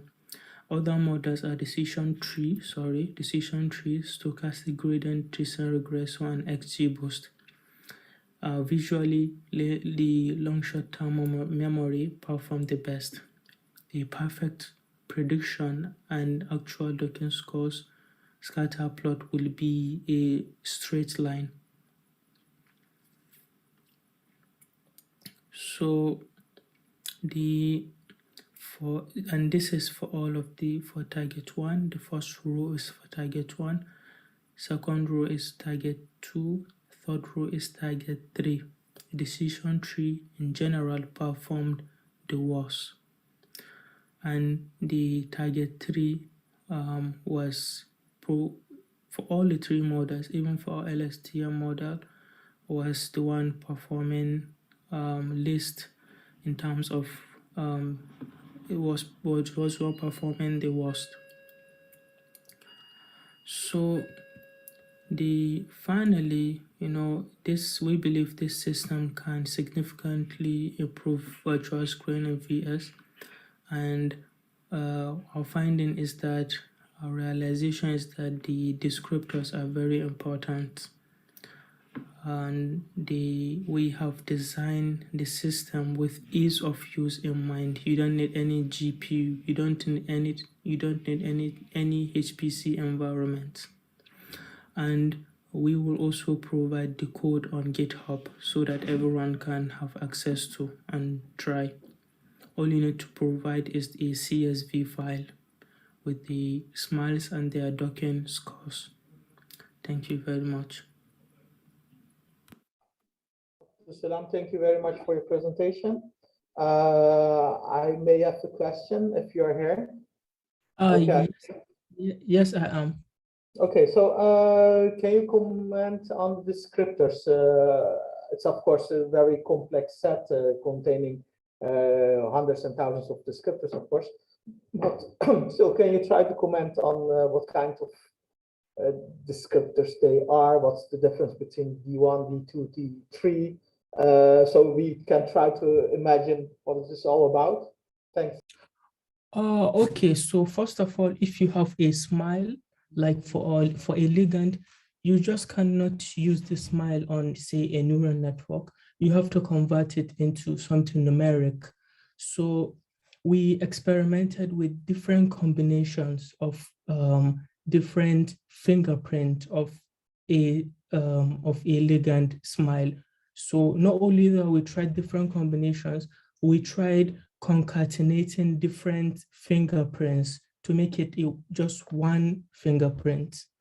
So this, in the presentation, we have D1, D2, D3, and D4. Some of for example, D3 is a concatenation of different fingerprints. And in the concatenation, we have Mackey's fingerprint, Morgan fingerprint, one-hot encoding, for example. So this was actually what we spent huge amount of time on, experimenting with different combinations to find the best results. Okay, thank you. Maybe one more question. Okay. These descriptors are all ligand-based, of course, but is there also a way, or can you comment on possible ways to also include information of the binding site or ligand-protein interactions in these descriptors? Are such descriptors known? Is it possible? Have it been tried? Do you know this? No, okay, so we did not try that regarding the binding sites. I mean, any descriptor about binding sites. We did not perform that in our experiments. Are you aware whether they are available or whether they have been performed by others? Well, there is the library that we use. It's called DeepChem, and it has so many, I think up to say 30 to 40 different type of descriptors. So it was hard for us to, of course, experiment with all of them with different combinations, but there are certainly some descriptors that we did not perform experiment on, maybe related to your question about maybe the binding sites. Okay, thank you very much. Okay. Thank you very much. Aisha, Do you have any questions? Just one question. How did you collect the actual docking scores? Predicted, I can understand. Where did the actual come from? Actual we use a program, AutoDocVina. But that's a prediction. No, How did you? Prediction is our prediction from the machine learning model. And the no, what I want to know is that your one of your slides before the conclusion, the last slide said predicted scores versus actual scores. Yes. So so when we say where did the actual scores come? When we say the actual scores are the ones from the AutoDocVina program. And when we say predicted, we mean the ones predicted by our models. But then AutoDocVina also predicts. Then what's the point? Why? I mean, I can't. So you see, docking is in AutoDocVina, you have so many ligands and you have a target, and you have to find the docking score of, say, millions, maybe 1 billion ligands on a particular target. So instead of doing that, we pick just maybe 7,000 of, say, 5 million, and we train a model using that 7,000. And the model is capable of predicting separate docking scores of separate ligands, maybe future ligands that are not yet maybe performed in a particular experiment, maybe ligands that you have not seen before, and maybe you have, I don't know, maybe 1 million, 10 million of them. You can use the model to calculate the docking scores. Thank you, Aisha. Okay, thank you so much. Okay. Onur, do you have any questions? Oh, yes. Thank you for the good presentation. I have a very similar question. Actually, perhaps you can discuss very shortly. First, I agree with Dr. Aisha's comment. So what you're doing right now is comparing your workflow, your approach to AutoDocVina results. Yes. So why not use experimental binding affinities? So you have mentioned that with AutoDocVina, you are able to generate a lot of binding affinities because you need that many. Yes. But I think eventually you will need to compare your approach to experimental data, not AutoDocVina, because AutoDocVina, yes, it predicts something, but its prediction cannot be taken as the best, as the actual binding affinity. That is always, that needs to be validated. Well, there are databases that includes experimental binding affinity values, for example, binding database or KMBL. And there are also derivative databases that includes protein structures as well as ligands, for example, PDB bind CN. So I think if you could incorporate those databases as well in your workflow, that would be very helpful. So yeah, that was it. Actually, it was not a question. It was just a comment. Yeah, I see. Thank you very much. Okay, thank you, Onur and Abdusalam. This is not in your defense, but just wanted to share something. Sometimes these kinds of machine learning dockings are being performed to forecast what the scorings of ligands will be without doing the dockings. That's why you want to do it, yeah? So to search basically for subsets of ligands within these millions of molecules containing compound libraries, to select the ones to dock because you already want to try to foresee what the dockings will be. So in that case, it would be rational to compare it with the Vina scorings. But Onur is also, of course, very right. The real validation would be the active list database and to perform arrangement scorings, of course. Thank you very much, Abdul Salam. So we have 2 more poster presentations and 1 oral presentation. I continue to the poster presentation by Hamza Umut. So if we can have that poster online. Yes, that's the one. So let's see it. Presentation. Thank you for your time. I'm Hamza Umut Karakurt from Gebze Technical University and Media Technology Solutions. Today I will present a computational analysis of transcriptome alterations in the response of SARS-CoV-2 infection in the context of protein-protein interaction networks. And our analysis identified the importance of matrix metalloproteinases in the response of SARS-CoV-2 infection.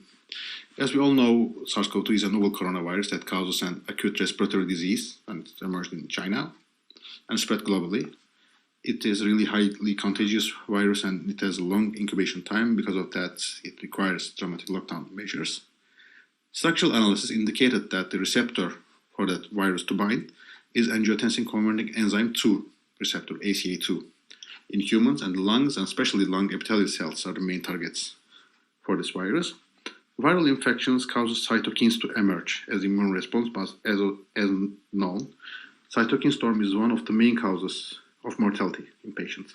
Cytokine storm, or hypercytokinemia, is a phenomenon in humans and other animals in which the innate immune system causes an uncontrolled and excessive release of cytokines. Naturally, cytokines are part of the immune system, but their sudden release in high quantities can cause multiple organ failure. In this study, we used the publicly available RNA-seq data from cell lines of MOG-infected and SARS-CoV-2 infected bronchial epithelial cells, and we aligned the FASTQ files to human transcriptome, and we applied differential expression analysis, enrichment analysis, and integrated data to a protein-protein interaction network via price-collecting Stalin Forest algorithm, and identified communities and clusters. And we worked on the clusters and communities that overlap. First, as you can see in our Volcano plot, we identified 217 genes as significantly changed. These significantly changed genes are highly associated with the signaling pathways, which are highly associated with viral infections. You can see here CAG pathways.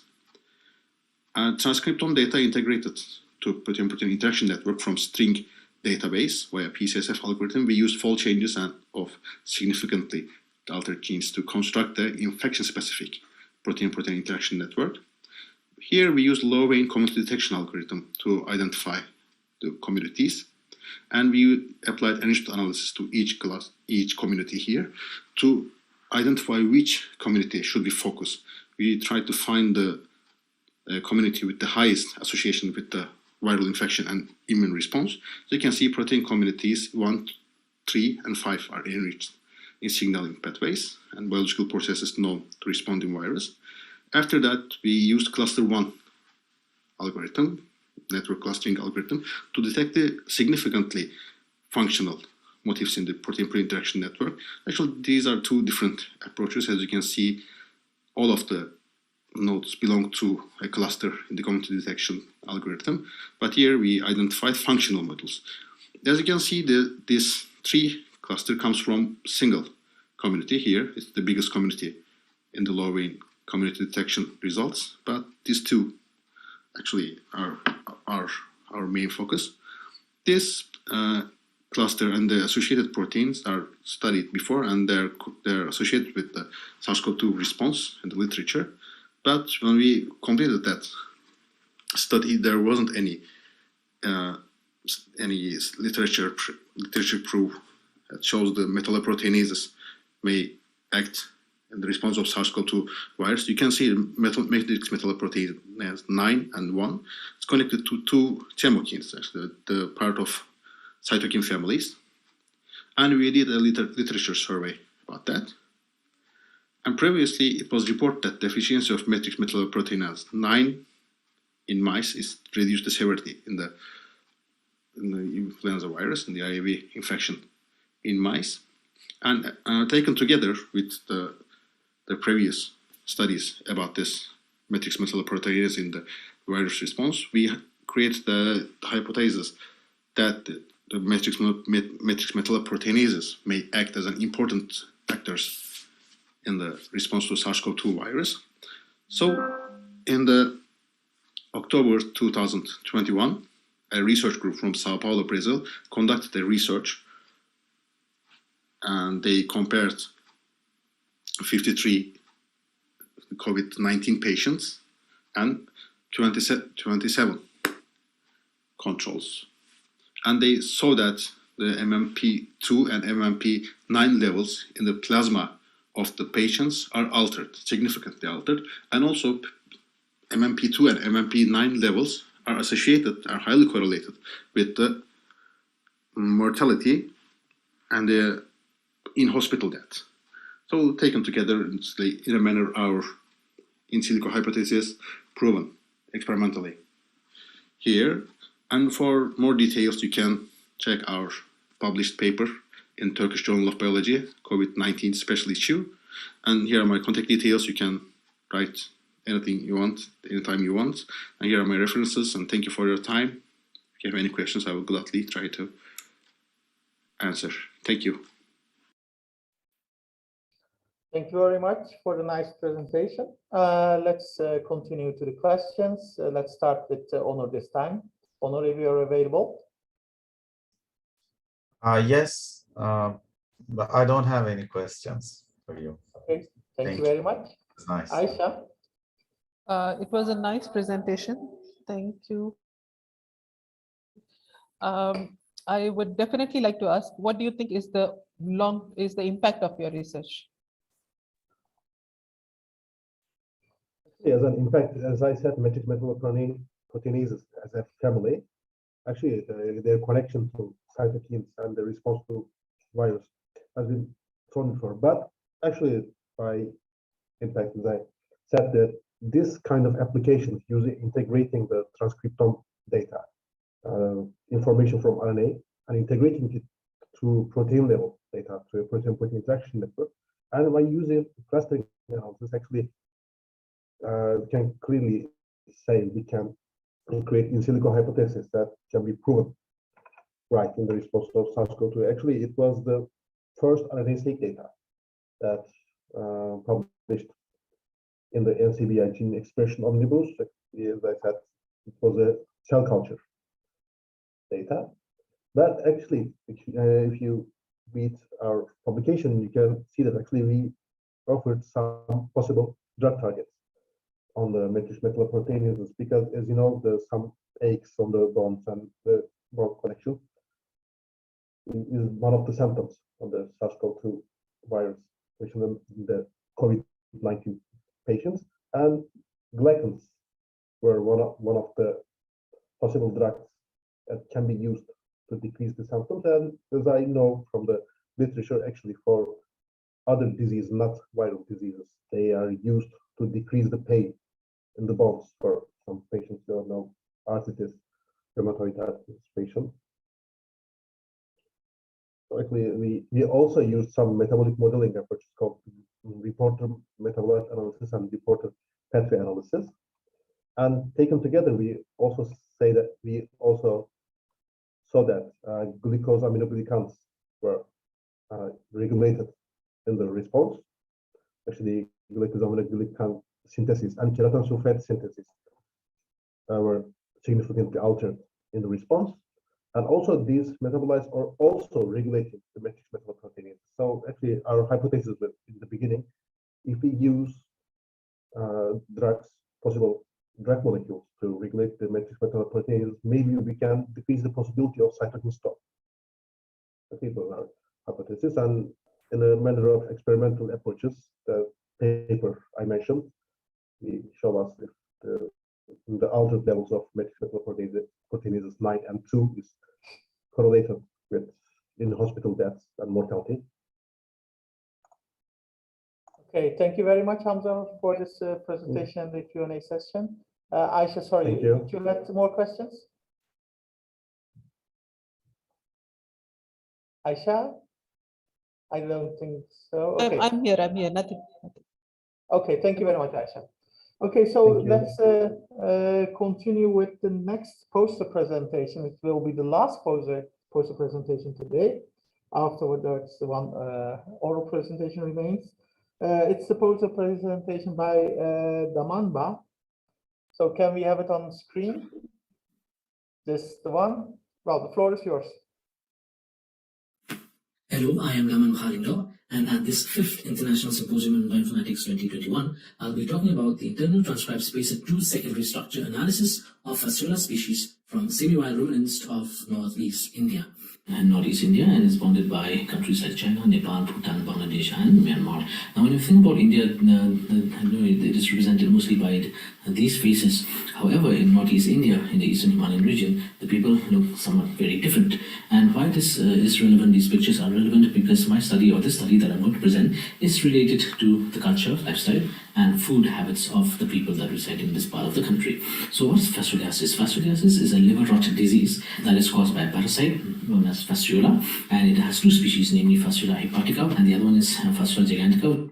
Now, when you take a look with hepatica and gigantica, you see that the differences are there, especially with morphology. The hepatica is broad, small and stout, whereas gigantica they are much longer and narrower. So materials and methods, there will be field data collection from for wide altitudinal range. Then the lab is there, as well as the dry lab methods. And then when we take a look at the collection sites, these are the two semi-wild ruminants that abound in Northeast India. One is the methone, known as Bos frontalis, and the one is also known as Bos perennians. Now, before we begin with the results of the bioagent tree, what is to be noted is that the DNA generated from the parasites are sequenced for ITS2. The ITS2 are then put through the ITS2 databases, and only the complete sequences are taken. So out of the 6 isolates that we got, we found out that 4 of the isolates are in the clade representing Fasciola hepatica, whereas the remaining 2 are seen in the clade of the Fasciola gigantica. Now, what is interesting here is that also there is an African and Fasciola gigantica clade, as well as the Asian Fasciola gigantica clade, which is seen in this phylogeny of the ITS2 through Mr. Bias. Now, looking at the secondary structure or the molecular morphometrics of the ITS2 of this parasite, we see that there are 4 helices with the helix 2 showing UU mismatch, and then the presence of motifs in the helix 3. Now, looking at the helix 3, the different motifs that we see in the helix 3, we see that especially with UGG motif, in 2 of our isolates, they are present only 8 in number, which corresponds to Fasciola gigantica, whereas the remaining 4, they have 9 UGG motifs, which corresponds to Fasciola hepatica. So clearly we have Fasciola hepatica and Fasciola gigantica in our midst in Northeast India. This was done using Omega 7. Now, looking at the results, of the secondary structure tree, which was created first and foremost generated by RNA fold, and then this was created by PROVIDES, and then we see that we use the dot and bracket sequences that we got from RNA fold. We see that the centroid structures show better resolving power as compared to the minimum folding energy structures. Because why? Because with the centroid structures, we see that the African gigantica clade and the Asian gigantica clade is better resolved as compared to the minimum folding energy structures. Now, this next slide shows a comparative consensus secondary structure generated from fossil of our isolates and the standard Fasciola hepatica, as well as with the standard African and Asian Fasciola gigantica. Now, in the first picture, we see that there are no differences between our isolates, Fasciola hepatica isolates, with the Fasciola hepatica, standard Fasciola hepatica. However, there are 4 green boxes that you see. Now, those green boxes represent the differences between our Fasciola gigantica isolates with the standard Fasciola hepatica. Now, in the image B, we see that there are 2 differences between our Fasciola gigantica with the African Fasciola gigantica, and also the 4 orange boxes represents our Fasciola hepatica differences with the African Fasciola gigantica. When we take a look at the next picture that you see, there are no differences between our Fasciola gigantica isolates with the Asian Fasciola gigantica, with the standard Fasciola gigantica from Asia. However, there are differences between our isolates, Fasciola hepatica isolates, with the Asian Fasciola gigantica, which is clearly shown in this table, the next slide.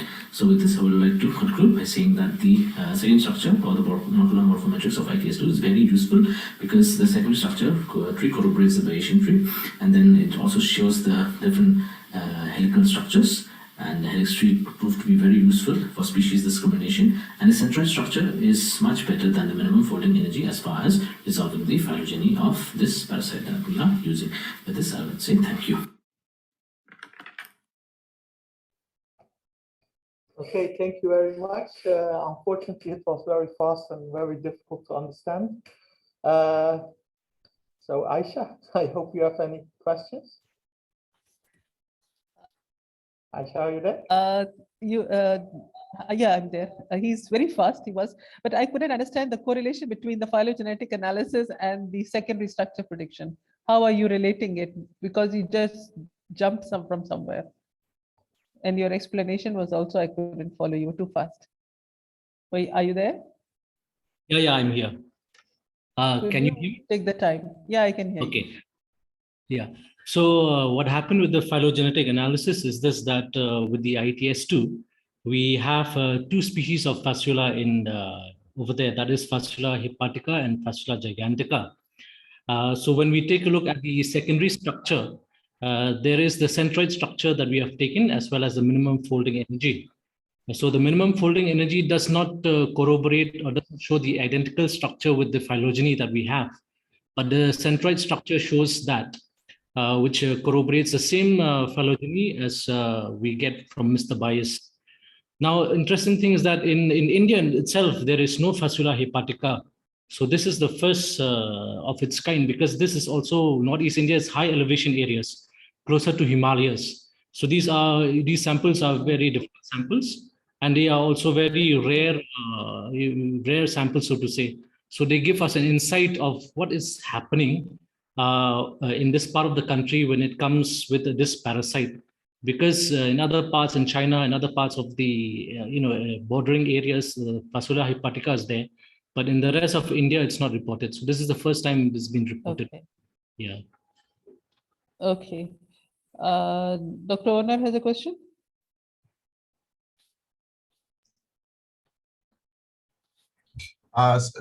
Thank you for the presentation, but I thought it was really fast and it was a bit difficult to follow. But yeah, I had the same question as Dr. Ayesha, so thank you for clarifying that. Thank you. Thank you. Okay, let's continue then to the last presentation, which will be an oral presentation by Mahendra, and it's on screen, so let's play it. Good morning, all of you. Myself, Afzal Ansari, Research Associate from ICMR NET, Jabalpur. And my current topic is, presentation is genomic characterization and phylogenetic analysis of SARS-CoV-2 strains in Madhya Pradesh. So, first of all, SARS-CoV-2, we all know SARS-CoV-2 genomes. First COVID-19 case denoted in Wuhan city in China, late 2019, December 2019, and it spread all over the world in just a few weeks, but WHO declared it pandemic in March 2020. So, and there are lots of different types of category, like variant of concern, variant of interest, and variant of monitoring. So out of three types of variants, the variant of concern is more virulence and more dangerous for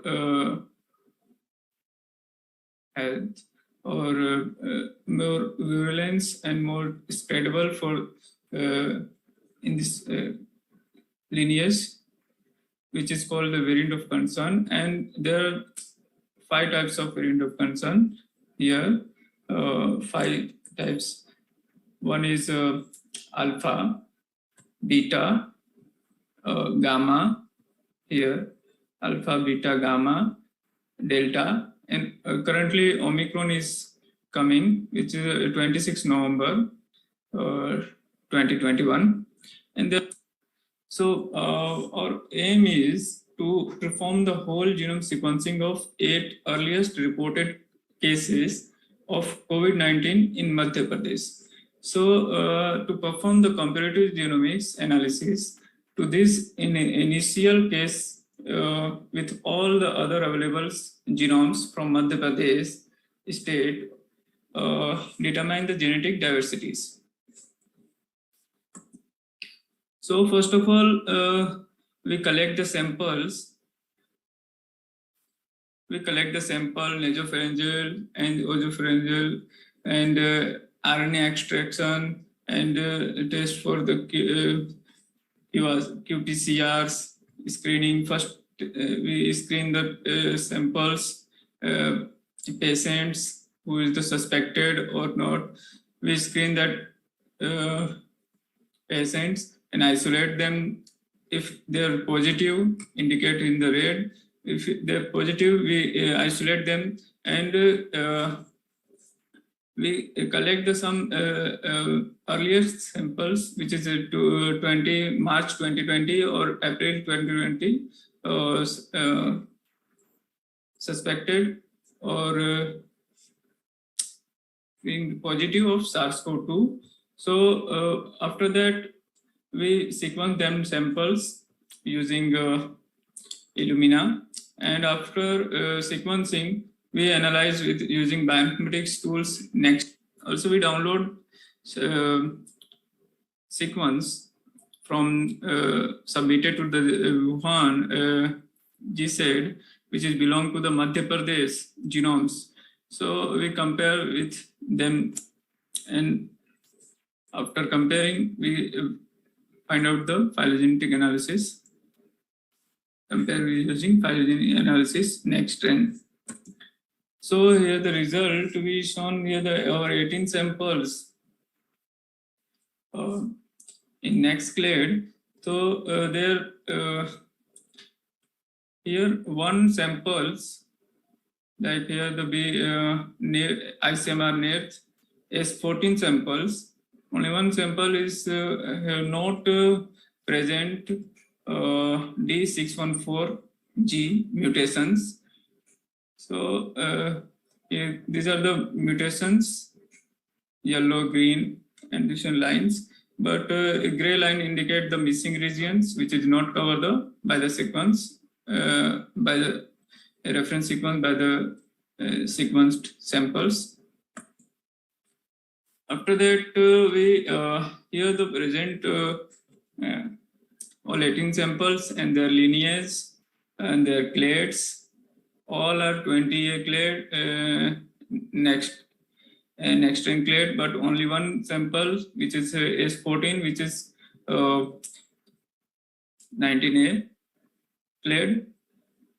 And all samples belongs to the common countries, like UAE, Saudi Arabia,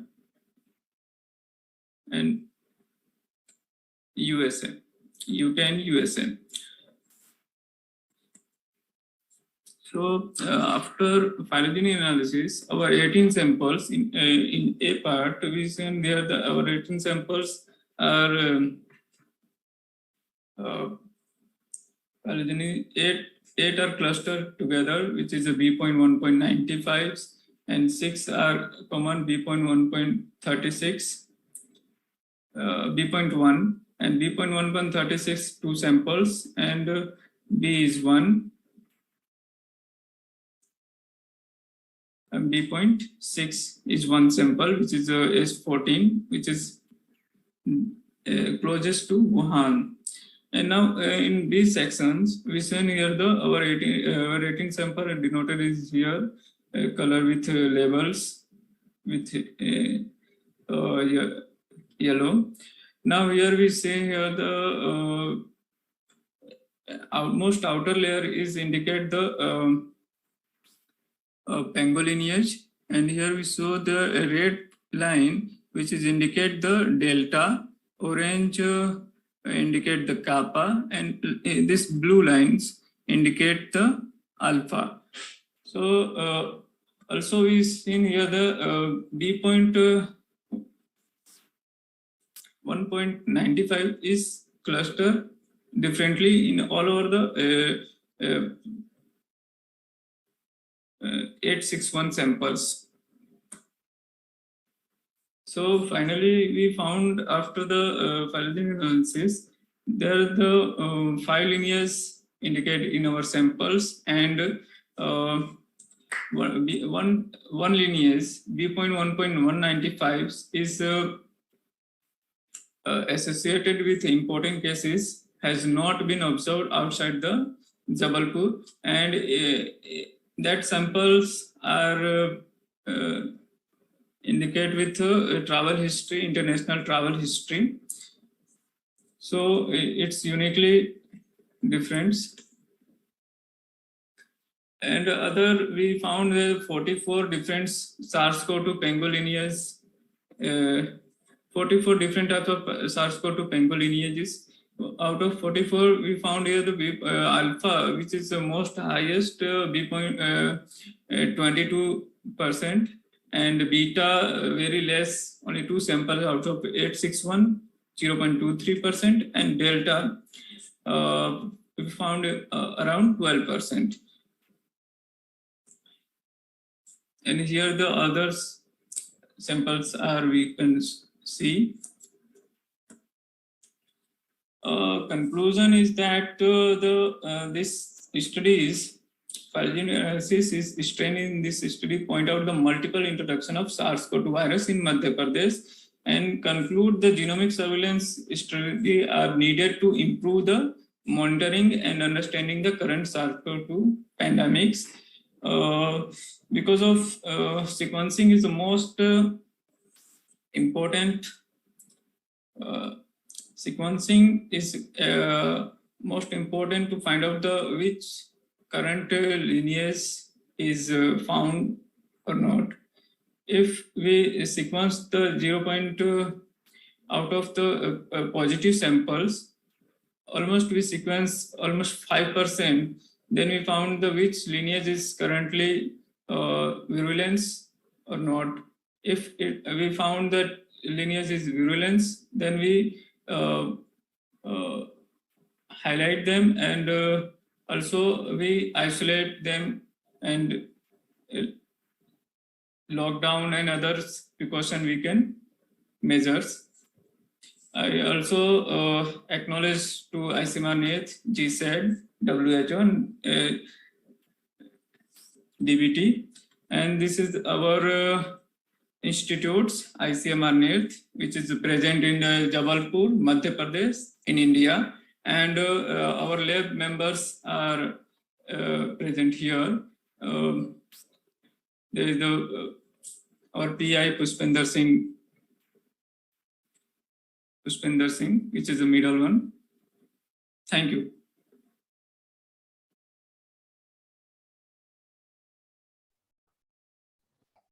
Thank you very much for the presentation. So let's go to the question section. Onur, can I have your questions if you have any? Yes, I have one question. Thank you for this presentation. On your results slide, you showed some amino acid and nucleotide substitution. Was it correct? Yes, so there was some nucleotide substitutions on one of the slides. Yeah, so which proteins have you, was your analysis based on only spike protein, SARS-CoV-2?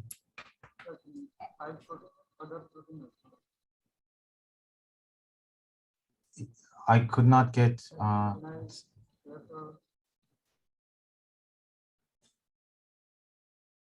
If you could increase the sound, the voice of your microphone. Hello.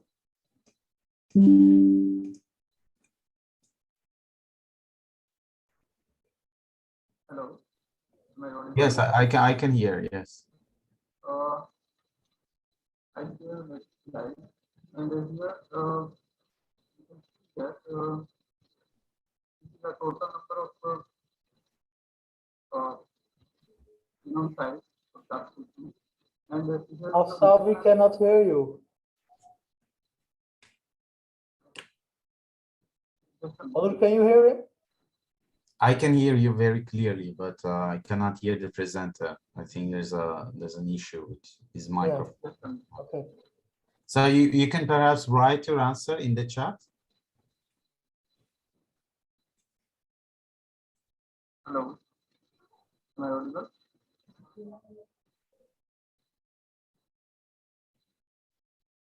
Hello. It's better now. Afsal, can you answer? increase the microphone, not volume, but sensitivity? But mutation are in all the genes, I think, because from here the complete genome size, and you can see here the green line or this yellow line is present in different regions, like in ORF1A, 1B, and here is spike protein here. So we can see that mutation is all over the genome, and we can see here in table, like nucleotide mutation is 241, which is the upstream side, and the other amino acid mutation, and we denoted with the gene N, ORF1B, ORF3A, and S spike protein. So I think mutations are present in different genes also. Hello.